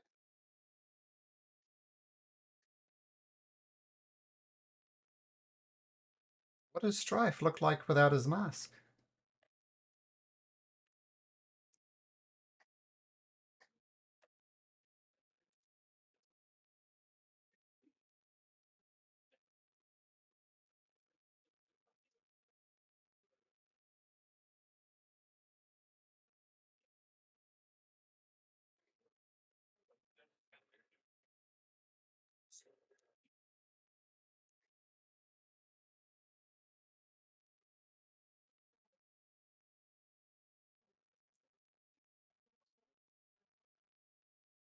Okay.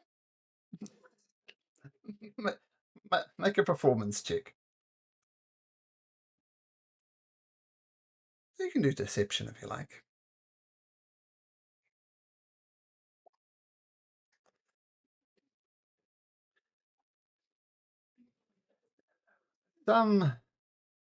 Hmm. Roll me.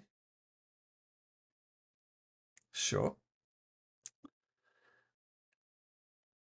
Now, there is a chance you're going to get the young clerics. There's a chance you're going to get regular old clerics.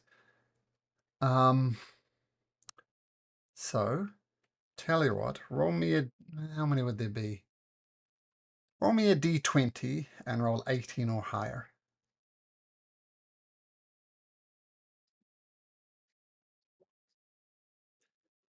You're right there, young fella. But you need some help. Look a little inebriated, but I don't smell it on you.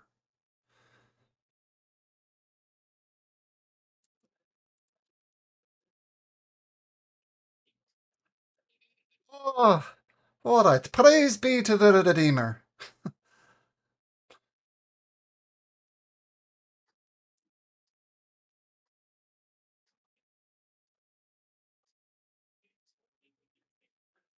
Oh, thank you, thank you. If you we're always looking for donations at the House of Healing, or the Temple of Life, rather. Oh, don't give it to me, lad. Don't give it to me. But if you ever need, just as a way of thank you, donations are not expected but appreciated. So please make it to the House of Redeemer. Mm. Hmm.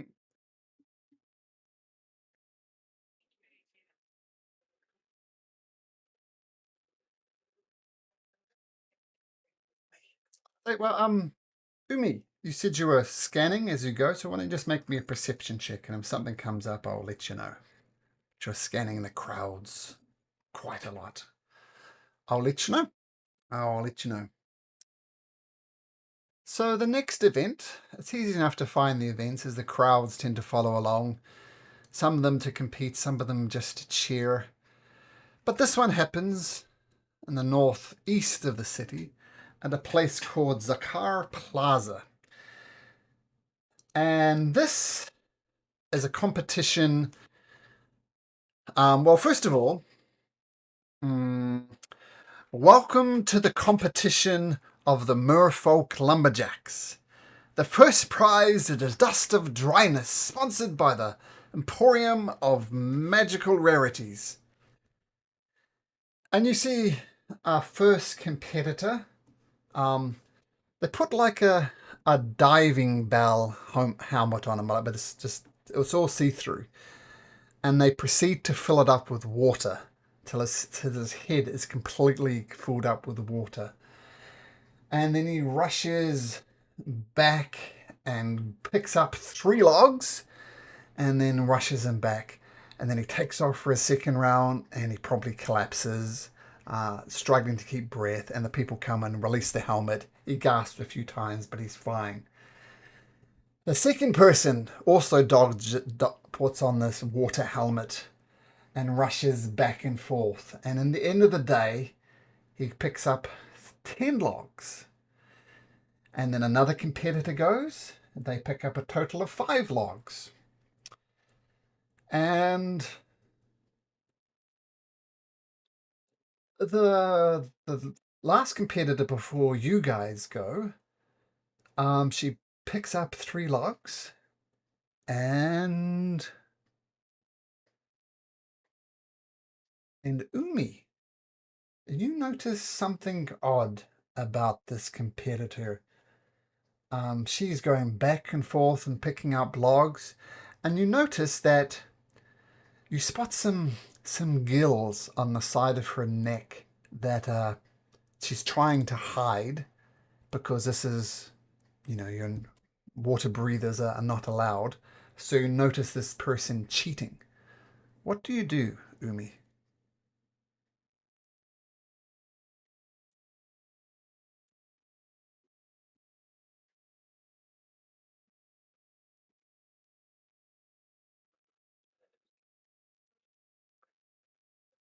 Okay.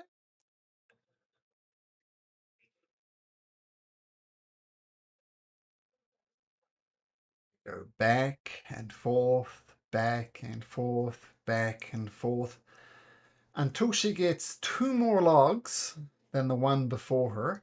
So she's got a total of 12 logs. And people cheer and they say, wow, that's almost a record. The record of all time is 13 logs. I think we have a winner. Unless we have any other competitors who wish to enter. I know, it's amazing.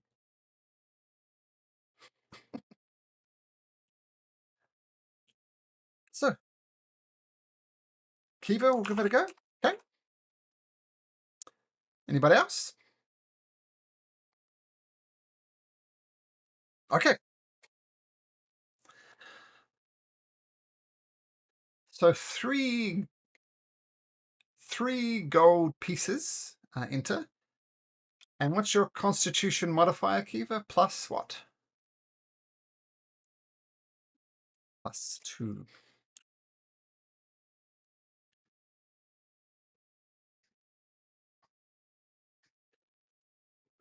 Okay.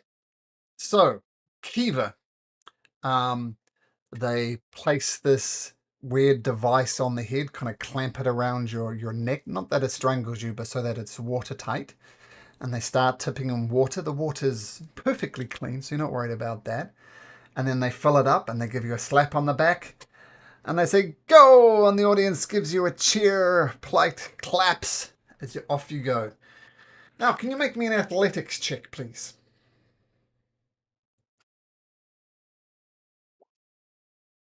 11. Oops, looking at the wrong one. That is good enough for one log. Now, no need to make Constitution saving throws yet because of your con modifier. So dump down the log, steel yourself and go back for more logs. So make me another athletics check. Ooh, this time you come back with 4 logs. 4? Yes, 4 logs. So 5. So you're halfway to keeping up with the merfolk. But now you're starting to run out of air. So can you make me a Constitution saving throw, please? Yep, still managing to hold your breath. You go back for more logs. Make me another athletics check. I'm back with 2 logs. You're at 7 logs. Still trying to get that 12, which would be the record. Make me another Constitution saving throw. Oh, you're killing it. Still holding your breath. Going back for more logs. Make me another athletics check. The crowd is loving this. Oh, you bring a log back, but you gasp for breath and you drop it. So you come back with 0 logs effectively. But you're still managing to hold your breath. Make another Constitution saving throw.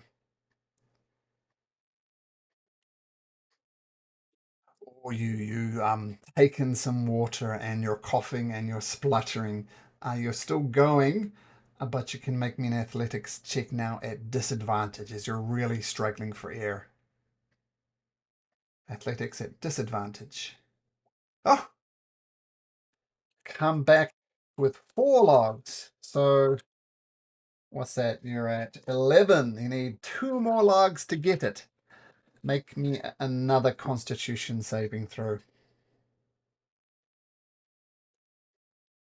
You're pushing through it. You're coughing, you're spluttering, but you're still there. Athletics check at disadvantage. That's good enough for 3 logs, and that will bring you to a total of 14. You're pulled out ahead. Do you want to keep going? Okay, another Constitution saving throw. Oh, just the DC's 10. Yeah, athletics at disadvantage. Turning bright purple in this diving bell. That's worth 1 log. Okay, it's turning a brighter shade of purple. Another Constitution saving throw. Ah, you cough and you splutter and you can do no more. Yeah, she falls, but they help you out, and you cough and you splutter, and the crowd absolutely loves this and says, "Hooray!" Woo! And they cheer you. And you have successfully earned a Dust of Dryness, courtesy of the Emporium of Magical Goodness, magical rarities. And I think that's a standard item.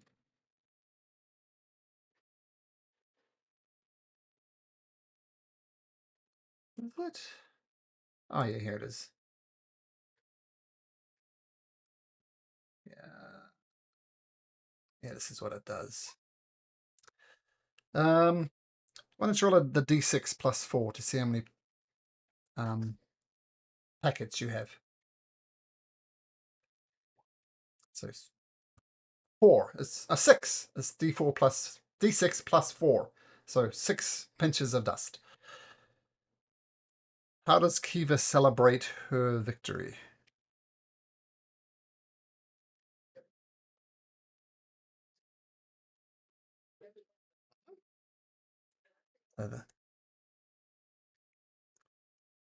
The one with the gills kind of glares at you and doesn't shake your hand and storms away. Obviously, she had a scheme to win, but didn't count on Kiva. Okay. The next event happens up here at the King's Vakeleros Park. Now you see, this one's called the Greasy Pole. And let's go into my by the way, I pre-rolled all the competitors, otherwise the session would have grind to a halt because there's lots of things. So I just pre-rolled all of them. Okay, so this is pretty obvious. There's a sign that says, welcome to the Greasy Pole competition. The first prize is a potion of climbing, sponsored by the Emporium of Marvelous Rarities. And you see a young half-elf woman. Now she tries going up the greasy pole, slips again, but finally gets up to 10 feet. Then she slips all the way back to the ground and then just fails. Crowd gives her a polite clap, but wasn't very good. The next person, a half-orc, kind of slaps himself a few times, struggles initially to get up the pole, then gets up 10 feet, keeps on struggling but holds it at 10 feet, and then slips back to 0. One of the guards from the City Watch come up, and they get all the way up to 20 feet, but then slips back and is so exhausted he can't get back up. Until finally, a traveller from an unknown land with jet black skin. He gets all the way up to 30 feet. And the point of the competition is to grab the ribbon at the top of the pole. And he goes to grab it, gets the ribbon, but then it slips out of his hand and he slips all the way back to 0. It's all right, no victories today. Is there anybody else who wishes to enter the greasy pole? And please keep your dirty jokes to a minimum.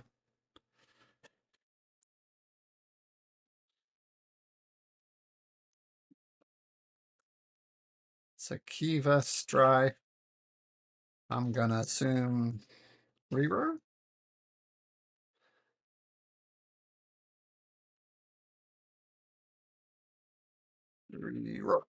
Okay. So 3 gold pieces each, so feel free to pay that. And at the moment, you haven't spotted your thieves.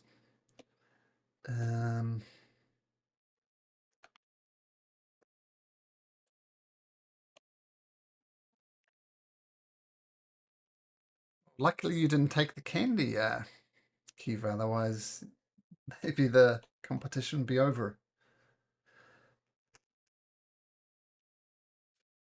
Okay.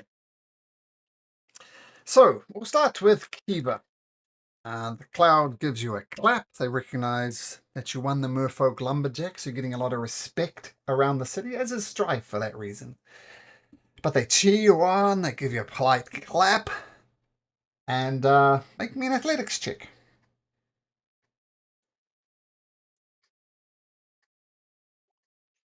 Yeah, excellent. You climb 10 feet up the pole, no problem. Now, you've got there, but you feel it slipping under your hands. So you're going to have to make me an acrobatics check as well to maintain this position on the pole. Yeah, no problem. So you steel yourself up to go up another 10 feet. So make me another athletics check.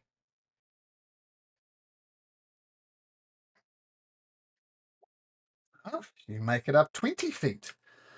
Make me another acrobatics check to maintain this position. Imagine you're kind of wrapping your legs around the pole to it. Oh.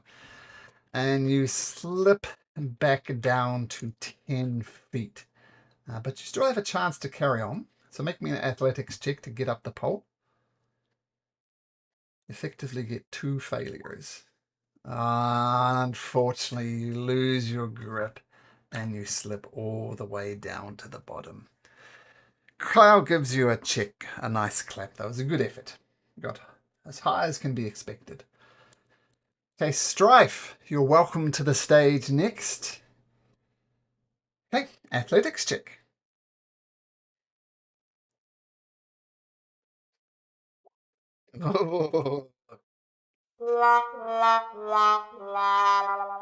You slip on your butt. Cloud says, I heard he was a great champion. Maybe he's not the person we thought he was. Let's see what he does next. Strife.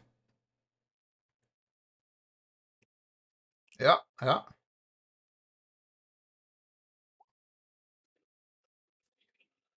The crowd has turned on you and they start booing.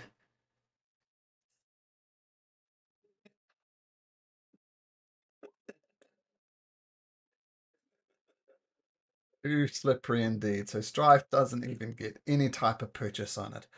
Umi, your turn.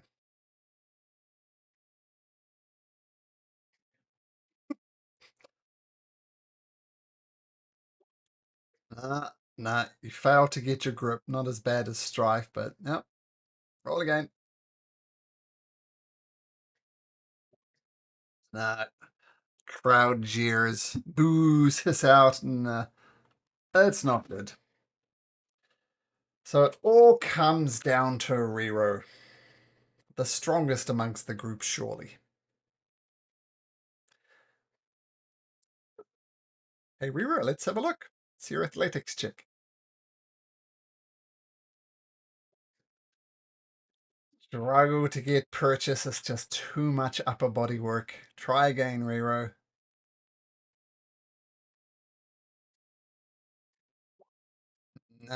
Yes. I am not. So unfortunately, nobody's the winner. And this year, the greasy pole goes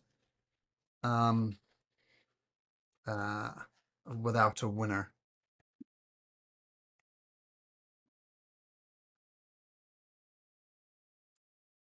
Okay. There's also another competition happening at the park, kind of more in the wooded areas of the park, and it's called Master of the Wild. This is a nature identifying competition. They're going to show you various things and you need to identify the things that they show you. So would anybody like to enter this? This is a battle of nature and some other things as well. But okay, so Kiva, okay. Sure. Anybody else?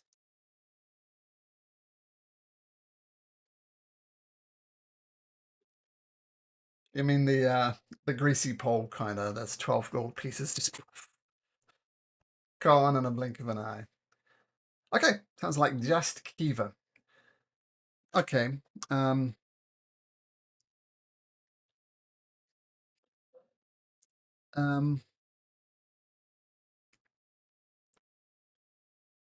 Now there is a sign that says the same type of thing. The winning of this one is a potion of animal friendship.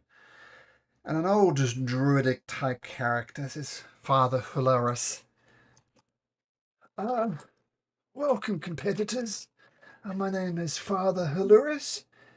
And this is a battle of identification.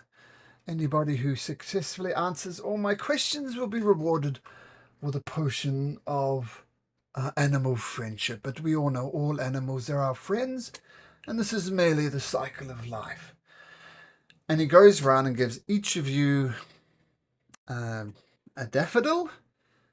He says, okay, the first person who's going to get a chance is going to be the person who manages to pluck all the petals off this daffodil as quickly as possible. On your marks, get set, go! Kiva. Okay, let's see an initiative roll.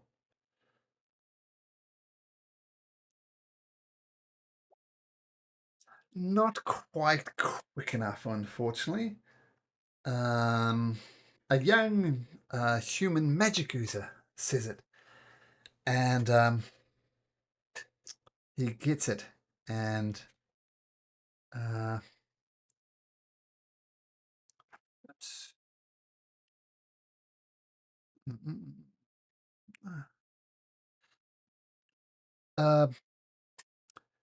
So, firstly, I'm presenting some fur here. What is it from? And the guy says, that's bear fur. I can absolutely guarantee it. I'm afraid not. It came from a fox. But better luck next time. Okay, let's try again. Kiva, roll initiative again.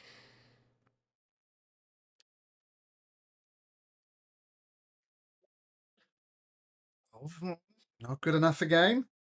And a young, an old woman from Willow Creek, in fact, says it. And I show her fur and says, oh, that is the fox. I can absolutely guarantee it. Oh, that is correct. Well done. And tell me, what type of flower is this? And she says, that is a dandelion, I believe, used for coloring the common cold. I'm sorry, this is a sunflower. It's better luck next time.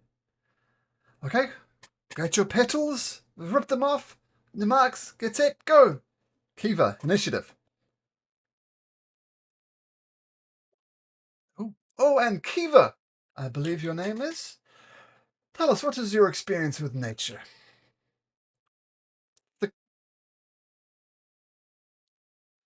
Oh,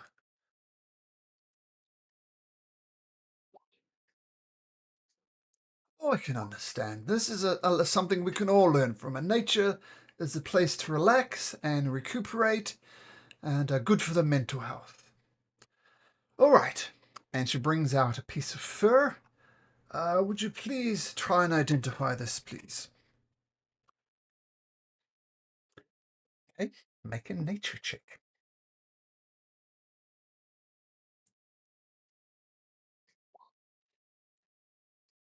You're saying this is the fur of a deer, is that correct? Yes, that is correct. Congratulations, you've won the first round.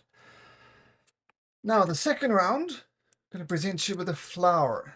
You must also identify this and tell me what its medicinal properties are, or poisonous properties for that matter. She presents you with a flower. Another nature check. Nature or medicine, your choice.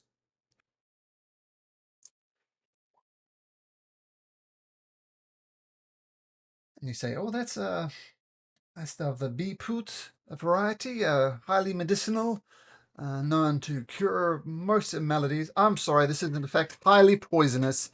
Please do not eat this one. All right, we have 2 more rounds. Otherwise, that we won't declare a winner. Ready, set, pluck those petals. Kiva, initiative. Oh, that actually succeeds. The other ones rolled quite poorly, with a 12 being the highest. Okay, Kiva, second time lucky. What type of fur is this? And a nature check. That is correct. It is from the bear, from the common brown bear. You don't have to taste it, but if that helps you, who am I to disagree? Oh, that's true. And she brings out another flower, places it in your hands. Now, I know you cannot see, but that is merely one of the 5 senses. Please let us know what this flower is and its medicinal properties. Let me check. Oh, yes, that is correct. This is the so-called toefoot lily. That is correct. Yes, the smell gives it away. It does smell like unwashed feet, shall we say, but its properties, do they match the properties or not? Make a medicine or nature check, Kiva.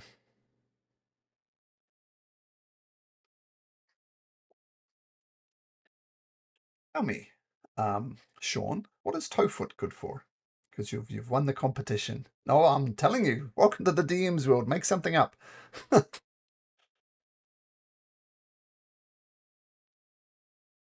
Well, that is completely correct. Everybody give some applause for Kiva, who has won the Master of the Wild. And I present you with this potion of animal friendship. Congratulations, Kiva.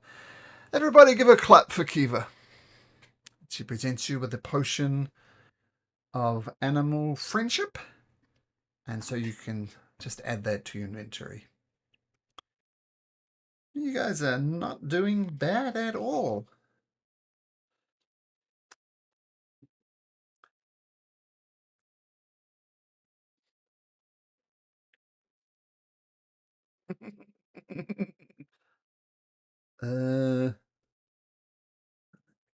Check. Okay. So the next competition is at the Merchant's Rest Tavern, which is over here in the Coin District, number 7. This is a battle of, it's like, think of it as chess. And there's a sign on it that says, "Welcome to the Truth or Bean competition. The first prize is a potion of greater healing, sponsored by the Empyrean of Marvelous Rarities." Might I remind you that this is both a game of smarts, deception, and, shall we say, insight. To be a knockout competition. Who is interested in entering in Truth or Bean? Strive. Anybody else?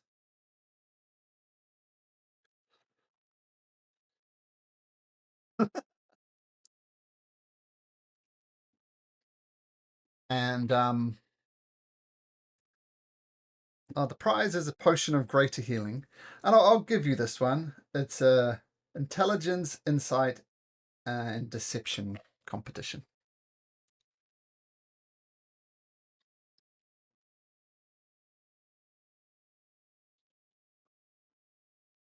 Okay, so Kiva, keep your winning streak going. Okay, we'll start with Strife. Now you have to win 4 rounds to win this competition. It's the luck of the draw depending on whether you get a good opponent first up or a poor opponent. So first round, Strife, can you just roll me a flat D20? You come up against the master in the first round.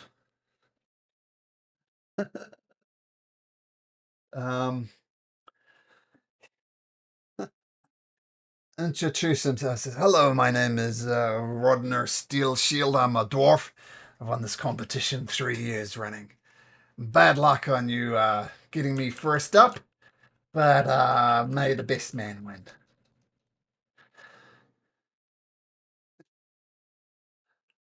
So first up in this board game, you just make a straight old intelligence roll. So D20 plus your intelligent modifier.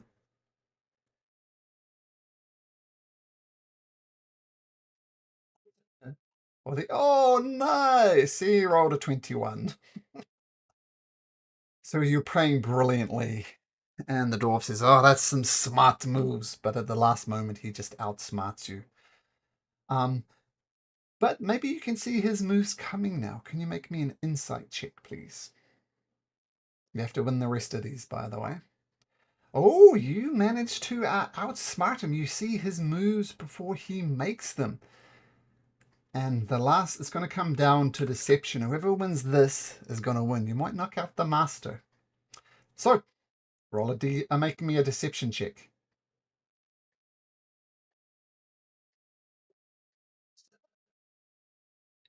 He rolled a 9. So he just beats you. All right. Well done. You put up a good fight. And he shakes your hand. Better luck next time. And Strife has been eliminated. Umi, your turn. Roll me a d20. And if you roll a 20, again, we're going to re-roll it because the master's already gone. You come up against an easy opponent. And they say, "Oh, hello, this is my first time competing. Is it your first time competing?" "Oh, good luck. Let's see how we go." And you start playing with this very young female. Make an intelligence roll, Umi. You run rings around her. Well, that's a pretty crap roll. She is confused. She's, oh, that was a silly mistake. Oh, okay, okay. Now an insight. Once again, you've already won at this point. You're running rings around her. See if you can get the queen sweep, though, by deceiving her as well. Just managed to deceive her, but you wipe the floor with her. Oh, congratulations, miss. Best of luck in the next round. No problem. And now Rero, roll me a flat d20.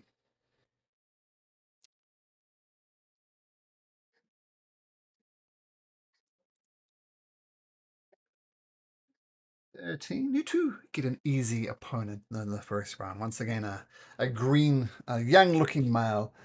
Good luck, Mr. Kobold, sir. May the best person win.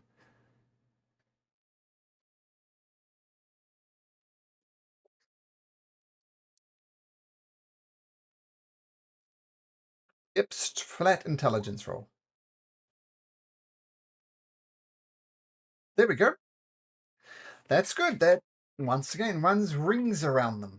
And they're completely outwitted in the purely tactical side of it. Now make an insight check. This time they see the moves before you make them, so we're all tied up. But now make a deception check, Rero. Looking for a 13 or better. Oh! At the last moment you pull it out. So Rero, the young gentleman shakes your hand. Congratulations, best of luck in the next round.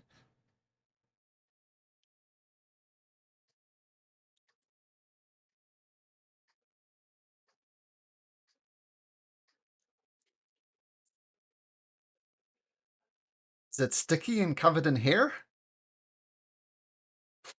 Oh, thank you. I'll just rinse it off, but good sport and all that. Okay, Kiva, let's see who you're up against. Roll a d20. 1, that's good. An easy opponent once again. Okay. Once again, a middle-aged man boarding. He says, okay, lass, I've got experience on you. I'll try and go easy on you. Let us proceed. Flat intelligence roll, Kiva. 5. Yeah, he's running circles around you. The experience, my lass. And let me tell you, when I was in the war, and he starts trying to throw you off. So make an insight check. Looking for a 5, a 6 or better. Oh, you see him bright as day, the things he's coming. He's babbling on about war stories. You're not sure if they're there to throw you off or not. But let's see how well. He rolls a 6 for deception. So you're looking at a 7 or better.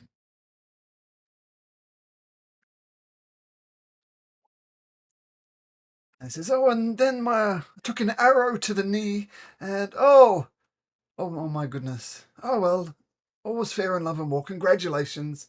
Shake Kiva's hand. Just needed a friend. Okay, second round. I'm going to go reverse. So I want to do Kiva again, just in case you come up against the master again. So Kiva, roll me a d20 for the second round. You have a better chance of getting the master. But you don't. You get another easy opponent.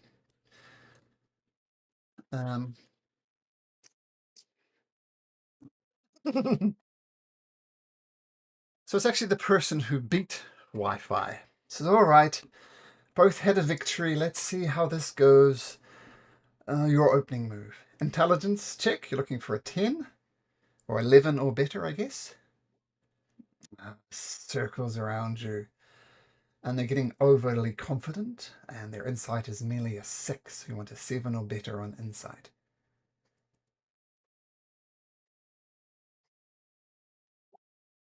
Oh, you see the moves before they come. Always going to come down to the last roll. Who's going to deceive someone? Reading body language, -1. Well, you rolled a 12, so that's not too bad. At the last moment, Oh, never mind, miss. Best of luck in the next round. Oh, no, best of luck to me in the next round. Jolly good show and all that. Good luck to you too. Okay, Rero, going in reverse order. Roll me a d20. 17 is not the master, but is a very practiced person. So, high level, but not the highest. And it's a studious old mage-looking guy with round glasses looking down on you. Oh, a kobold. Oh, this should be short and sweet. Let's go. Let's get this over with. I got other rounds to compete on. And he rolls a 13 for his intelligence, so he's got you beat there, Rero. Oh, interesting moves. Now see if you can read him, Rero. Make me an insight check. Oh, you managed to read his moves. And he stands up for a second. Interesting. This is better than I thought. And as he's pondering his next move, you run rings around him. You fool him.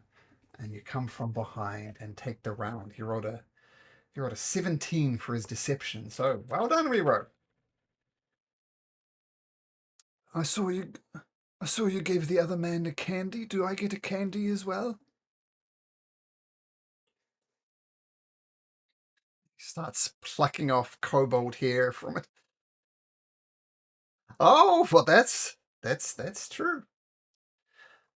Umi, D20 for the second round. 2, you get and luckily get another easy opponent. All right, so we'll say this is the one who, is a new competitor. A young 10-year-old lass. All right, miss. I'm quite a child prodigy at this, so I'll try and go easy on you, okay? All right, let's go. Flat intelligence roll. Oh, wow. Are you a prodigy as well? Means you're really smart and good at the game. All right, well, you like beans? Oh, great. Make an insight check. She tries to read you and you try to read her. I've got you worked out, miss. Shouldn't have done that. I saw that coming a mile off. And finally, comes down to the deception round. You're looking for a 13 or better on deception.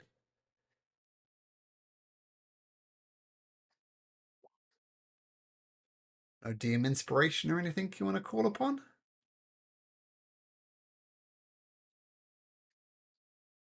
Okay, 13 or better.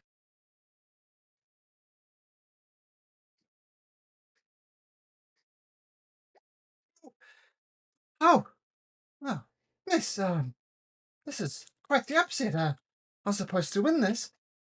Oh well, back to studying the game for 10 hours a day for the next 365 days, and maybe I'll get it next year. And she starts crying and rushes off stage. So Umi and Rero are the only one who have made it through to the third round. So we'll do it in reverse order again. So we'll reverse it again. So Umi, roll me a d20. The lower the better. 16. You come across, what's his name? Rodnir Steelshield, the defending champion. Well, as you know, I'm the master of this event, and we've done well to get this far, but I'm afraid this is where your road ends. And he does his opening moves. Make an intelligence check.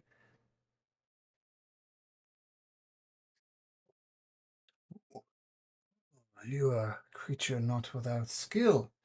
My apologies for doubting you. You seem to be quite a natural at this game.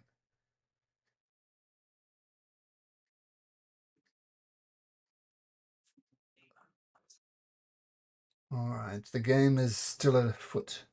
Make an insight check to try and read each other. Yes, you fall into that trap like everybody does. Use your mind, girl. Maybe after this I can give you some lessons. Finally, you're going to have to win the deception. He rolled a 14, so you need a 15 or better to take without going to a roll off. So deception, looking for a 15. Let's try and do. Well done. I salute your effort, but I suggest more practice. Oh, you've done very well. Rero, roll a d20. Oren, a moderate opponent. Once again, a middle-aged man who looks to play this game in his spare time. Good luck to you. Here's my opening move. Intelligence roll, Rero.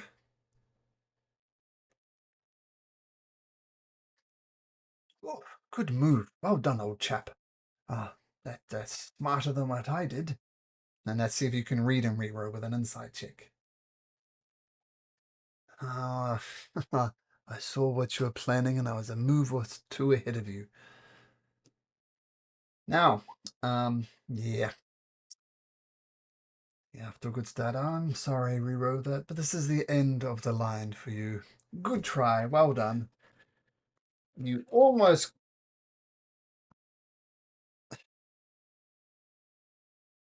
Let's see, he's got a candy.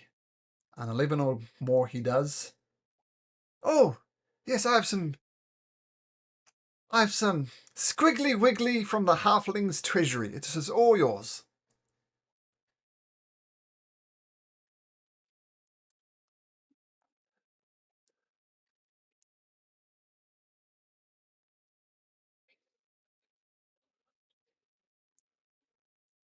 Strife did really well. Sorry, Strife. Sorry, buddy.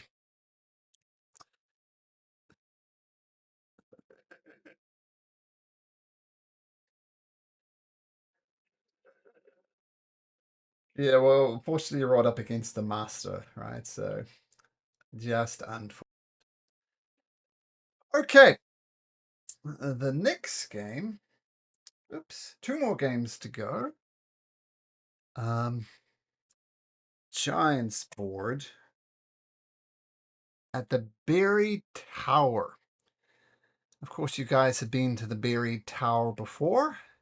And old Drax Tightlips was trying to dig to the.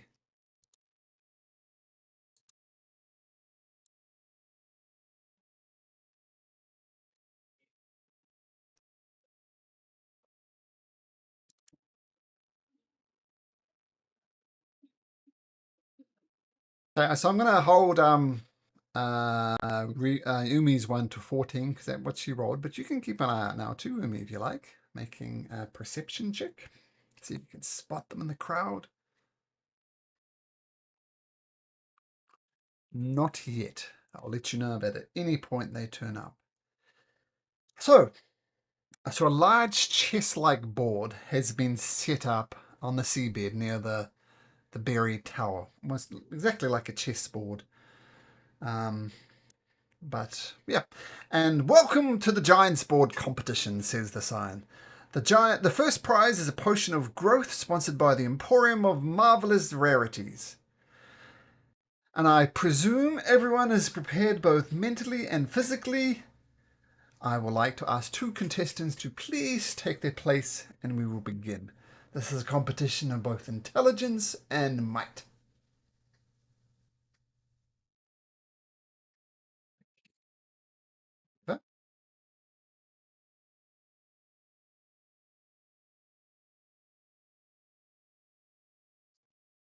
Okay, so you're gonna have to. So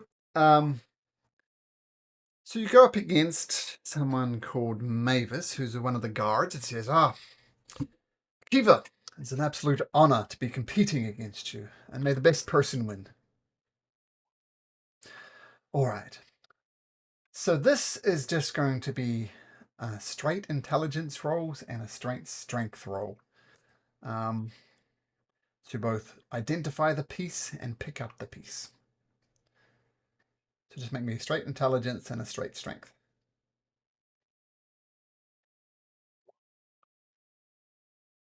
Yep. So So, you open very strongly and move the pieces around. Mavis, the fellow guard, is struggling a little bit. You have to win 2 of the 3 rounds, so you run the first round comfortably. Make an intelligence check and strength check. So identify the pieces well. And you pick up the pieces well. And you run the first round. And Mavis says, congratulations, ma'am. It was an absolute honor playing against you, and I shall be cheering for you for the rest of the competition. Shake your hand politely. Next one is someone called Larkos. He's a dragonborn. He's a red dragonborn, and he's grumbling. He doesn't talk too much. Arr. Make an intelligence and a strength roll, please. See if you can beat his outright. Surprisingly weak for a dragonborn. That's a success. And that's a failure. Yeah, I'll say you get the right moves, but you're just struggling a little bit to pick them up. And the dragonborn just powers through it. So that's the first round to the dragonborn. Second round, once again, strength and intelligence. Well, you rolled a 4 for intelligence, so you're still in there. And that one, though, you lose. So was that 2 rounds you lost against the? No, it's 1-1, 1-1, isn't it? It's 1-1, yeah. Okay, one more time. This is for all the marbles. Make a intelligence and a strength. Nope. Yes. So that one's going to be drawn out again. So it's going to need an outright winner. So make a intelligence and strength again. Yep. Yep. You're all quite poorly on the 4th round. No. You've bet 2 of them. If you beat the last one, a tiefling wizard who smiles at you. All right, let's see. You may go. Intelligence, strength. That's a failure. That's a failure. So she takes the first round convincingly. Do you want to throw into the towel, or should we go to the next round? All right, we must go through the formality, so be it. That's a success. But she fails her strength as well. So once again, we're looking for an outright winner. So we go again.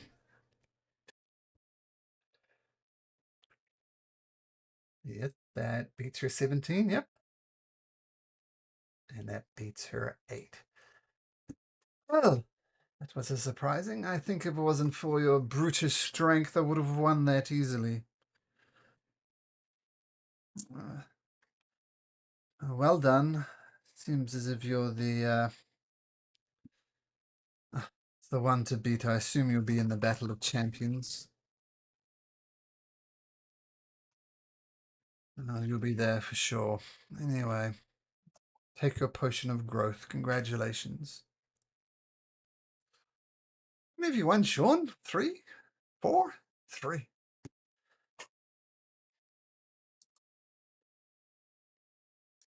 The last event before the Battle of the Champions is all the way up here. It's called the Leap of Death. And this is a cliff diving competition. You throw yourself off into the ocean. Depending on how far you throw yourself, you might be rewarded. And there's a skill component of doing, classic Olympic diving, tucks, twists, somersaults into the water. So it's a combination of both. And I'll tell you, it's athletics and acrobatics. Who is king?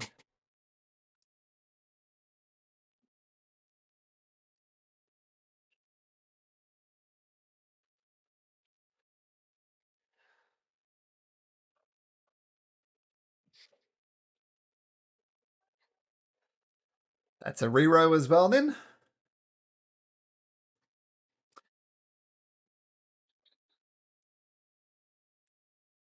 Okay, Mavis is first up on the competition.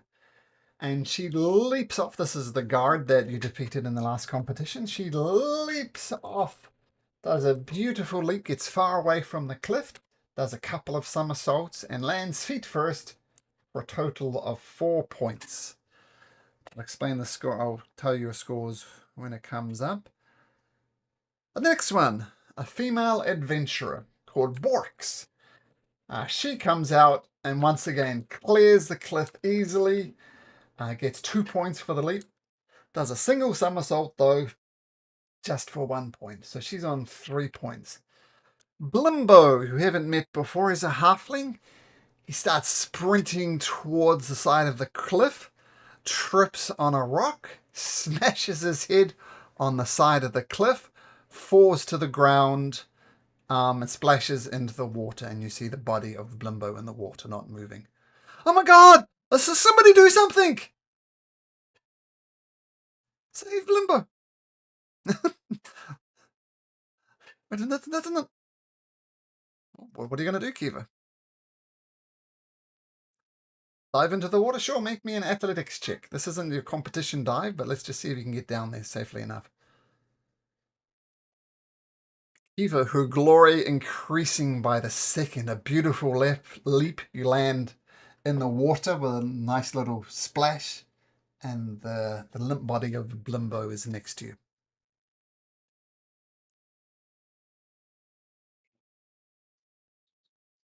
Sure.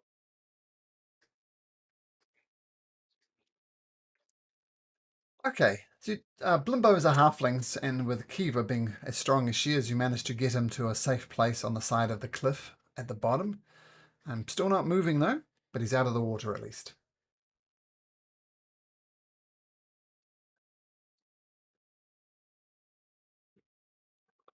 Medicine check. Let's see if you do know CPR.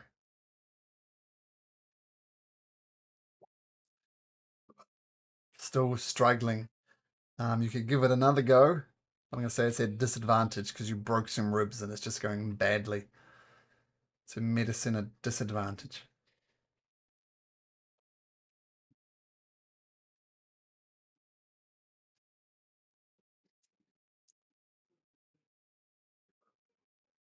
Yeah, Limbo coughs up. Some clerics are scrambling down the side. They're not quite as brave as you are, and they get to Blimbo. They administer some healing, but unfortunately Blimbo, this was his last leap.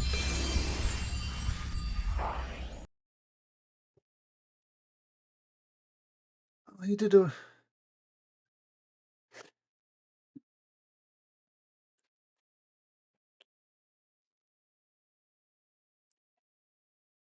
On a natural 20, yes. No.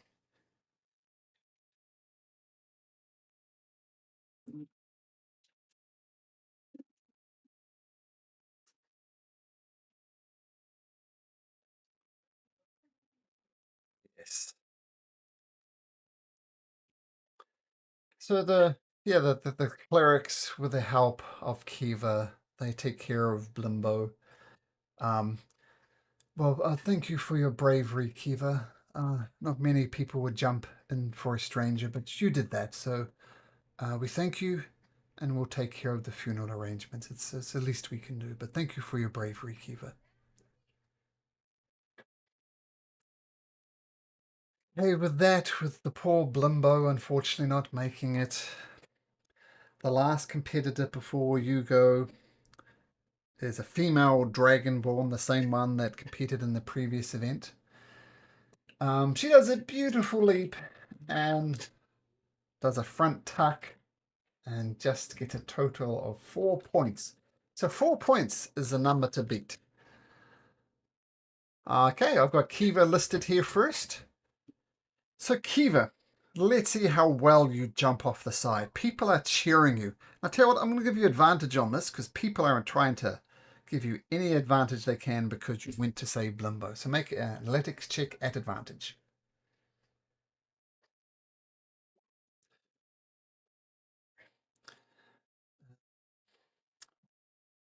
Wow, that's 4 points. You're already winning. But now acrobatics. Let's see how you can land it. Just a straight for acrobatics. That's worth 1 point. So you do take the lead with a total of 5 points. The crowd is just loving Kiva. It's clapping, cheering.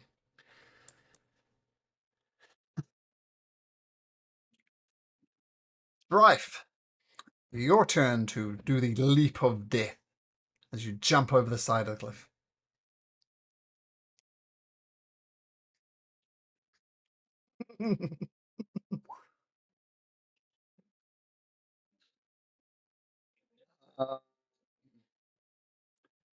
You crack your head on the side of the cliff, tumble down to the bottom, taking a total of that much damage. Do you survive? Yeah, so everybody watches over the side and say, no, not another blimbo!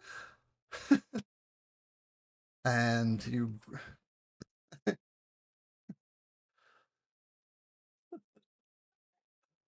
the clerics and anybody, and maybe, I don't know, Kiva, do you help him get back up?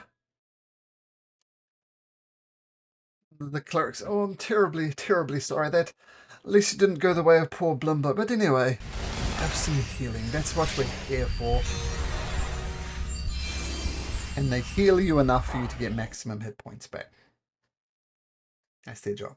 So apart from embarrassment, no long-term damage does. People are already giving you... Did you win one? Oh, the archery one. Okay. Okay, but...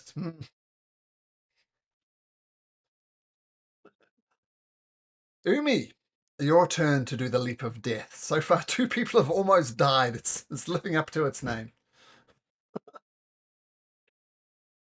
Yeah. Sure. Yeah.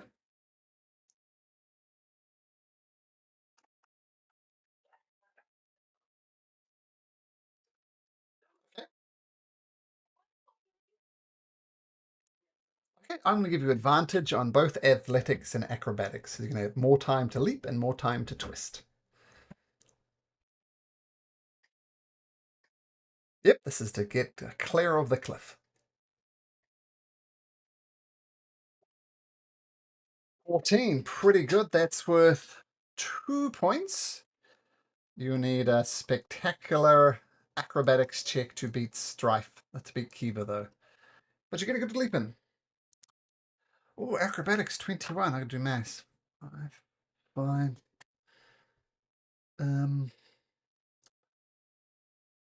So that's 1, 4. We do the complete. No, wait. 10 is worth 1. 15, 2, 23. You tie with Kiva. Get 3 points for your acrobatics, and you're both tied on 5.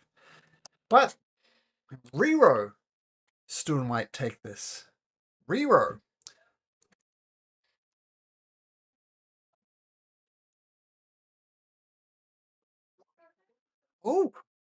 Oh, wow. That's worth 3 points. What's it? 5, 10. Yeah, 3 points.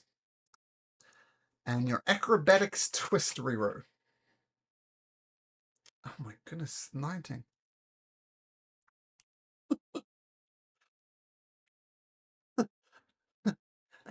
Rero, explain your spectacular winning dive.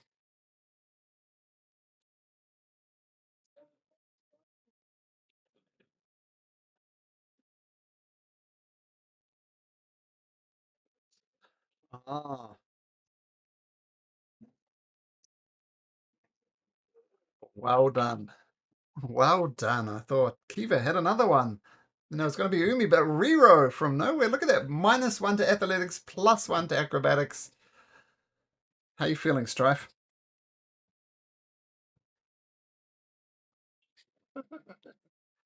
You get a potion of water breathing, Riro.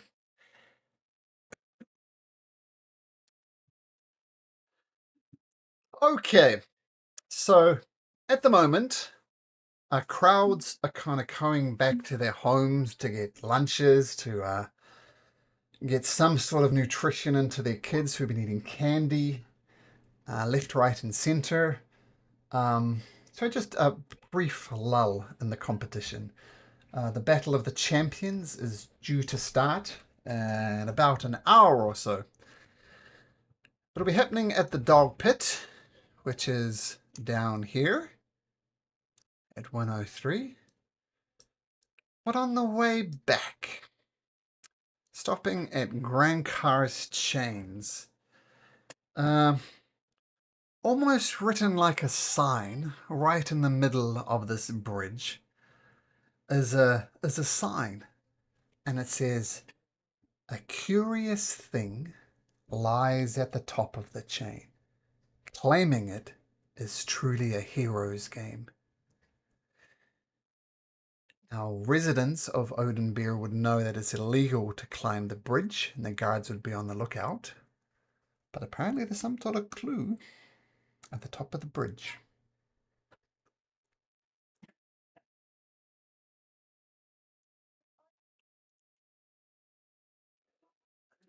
Curious thing lies at the top of the chain. Claiming it is truly a hero's game. It's written in common. Yeah. Oh, sorry. Thought it was Belzebeth as opposed to Umi.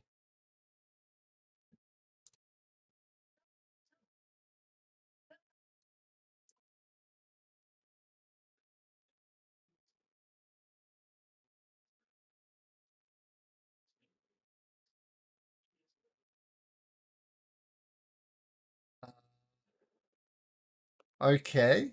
You can do that. Kiva, you would know this is against the law to go on top of the chains. Do you still do it? This is why lawyers make money, so I'll let you to decide that.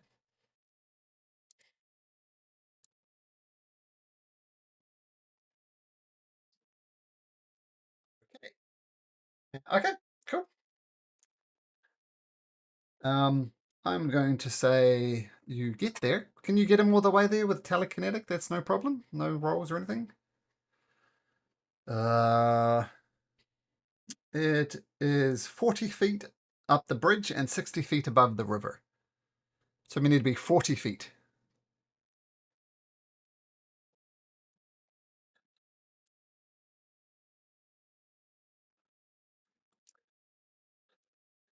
Well, I'll tell you what, you get him.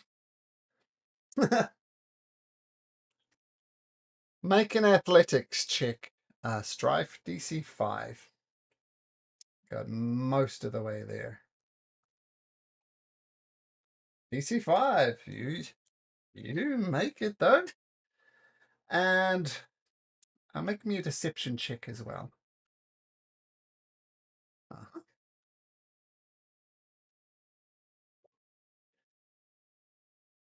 Yes, you do it. And like there are guards on the lookout, but with the speed you get up there, you get to the top of the bridge without anybody really noticing. And that was the clue at the bottom, and you find another clue at the top. Another clue at the top says this. And everybody apart from Strife, please make me a perception check.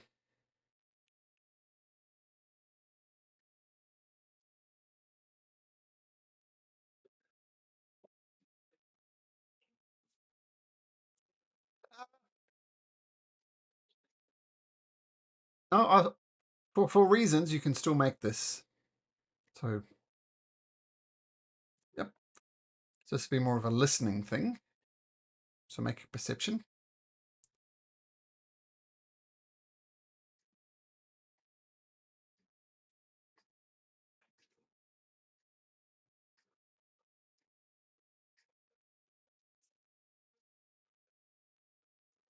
Oh, sorry, I was waiting for you to roll perception, but you've already rolled it. Standing here blankly waiting for the second roll. Rero, diabetes is kicking in and your hearing is going. Oh,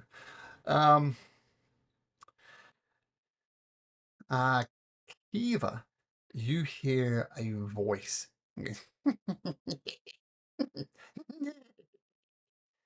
Umi, you hear the same thing, and you swear it's the laugh and the look of Princess Athena.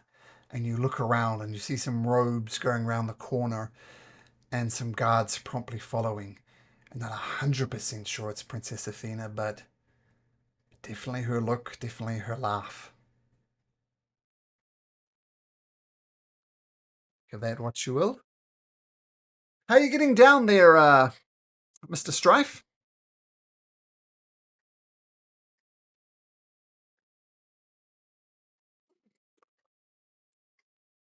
Well, there is his writing. I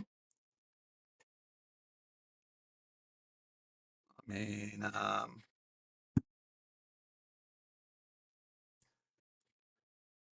I'll tell you what, climbing isn't necessarily a strength thing, right? You can use leverage and all those type of stuff. So you can use acrobatics to climb your way down.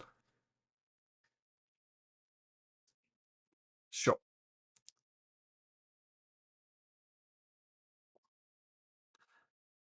Okay, good enough, but I need you to make a deception check as well. As Kiva lowers you down the rest of the way. And you avoid all attention. Old Dragul says, what did you find up there?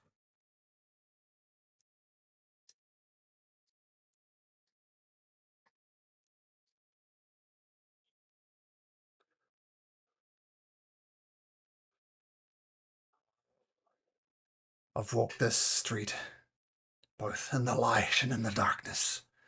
I know many things that people do not. It's the big giant over here. It's trying to be all mysterious.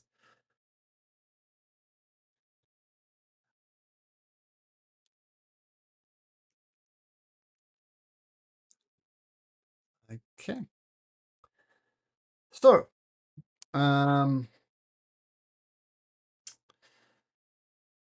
so the green giant, there's it's a napping giant, and there's been some excavations around it recently, trying to dig it up and find out what the story is. At the moment, the geologist hasn't really found much. But you come across, while the giant isn't napping, just pretend that's a napping giant. This is some guy who does a whole lot of maps for this campaign. And that's what you see. Of course, nothing suspicious about this map.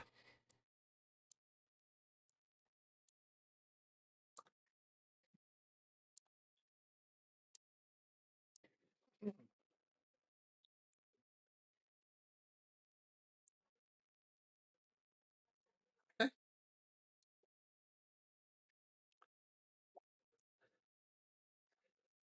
But there is some also some geologists there, but they're sort of grumbling that they have oh dear, that they have to strive us with the rolls tonight. They're grumbling about having to do their jobs and they're not really paying attention. That's true. Pass without a trace is a marvelous dude. No, don't look at Umi and Rero. Who knows where they are? Yeah. So if you want to, feel free to go into the pit. These ladders go down 20 feet. Umi goes down. Strife goes down. Rero, you heading down too?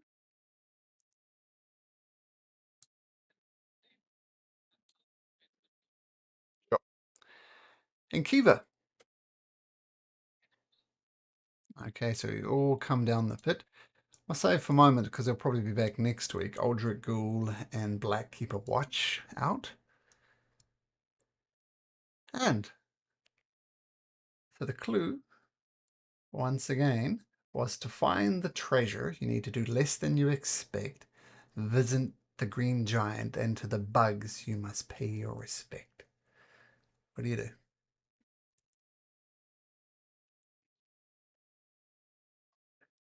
You see some bugs, but they're just ants and beetles, nothing like dangerous.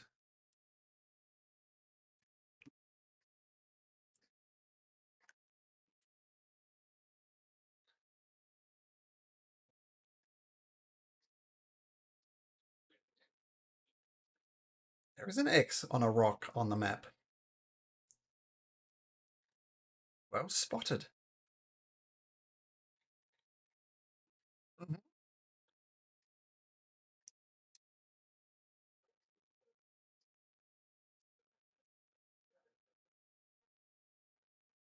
Okay. Kiva, are you there for the rock flipping? I imagine Rero is as well.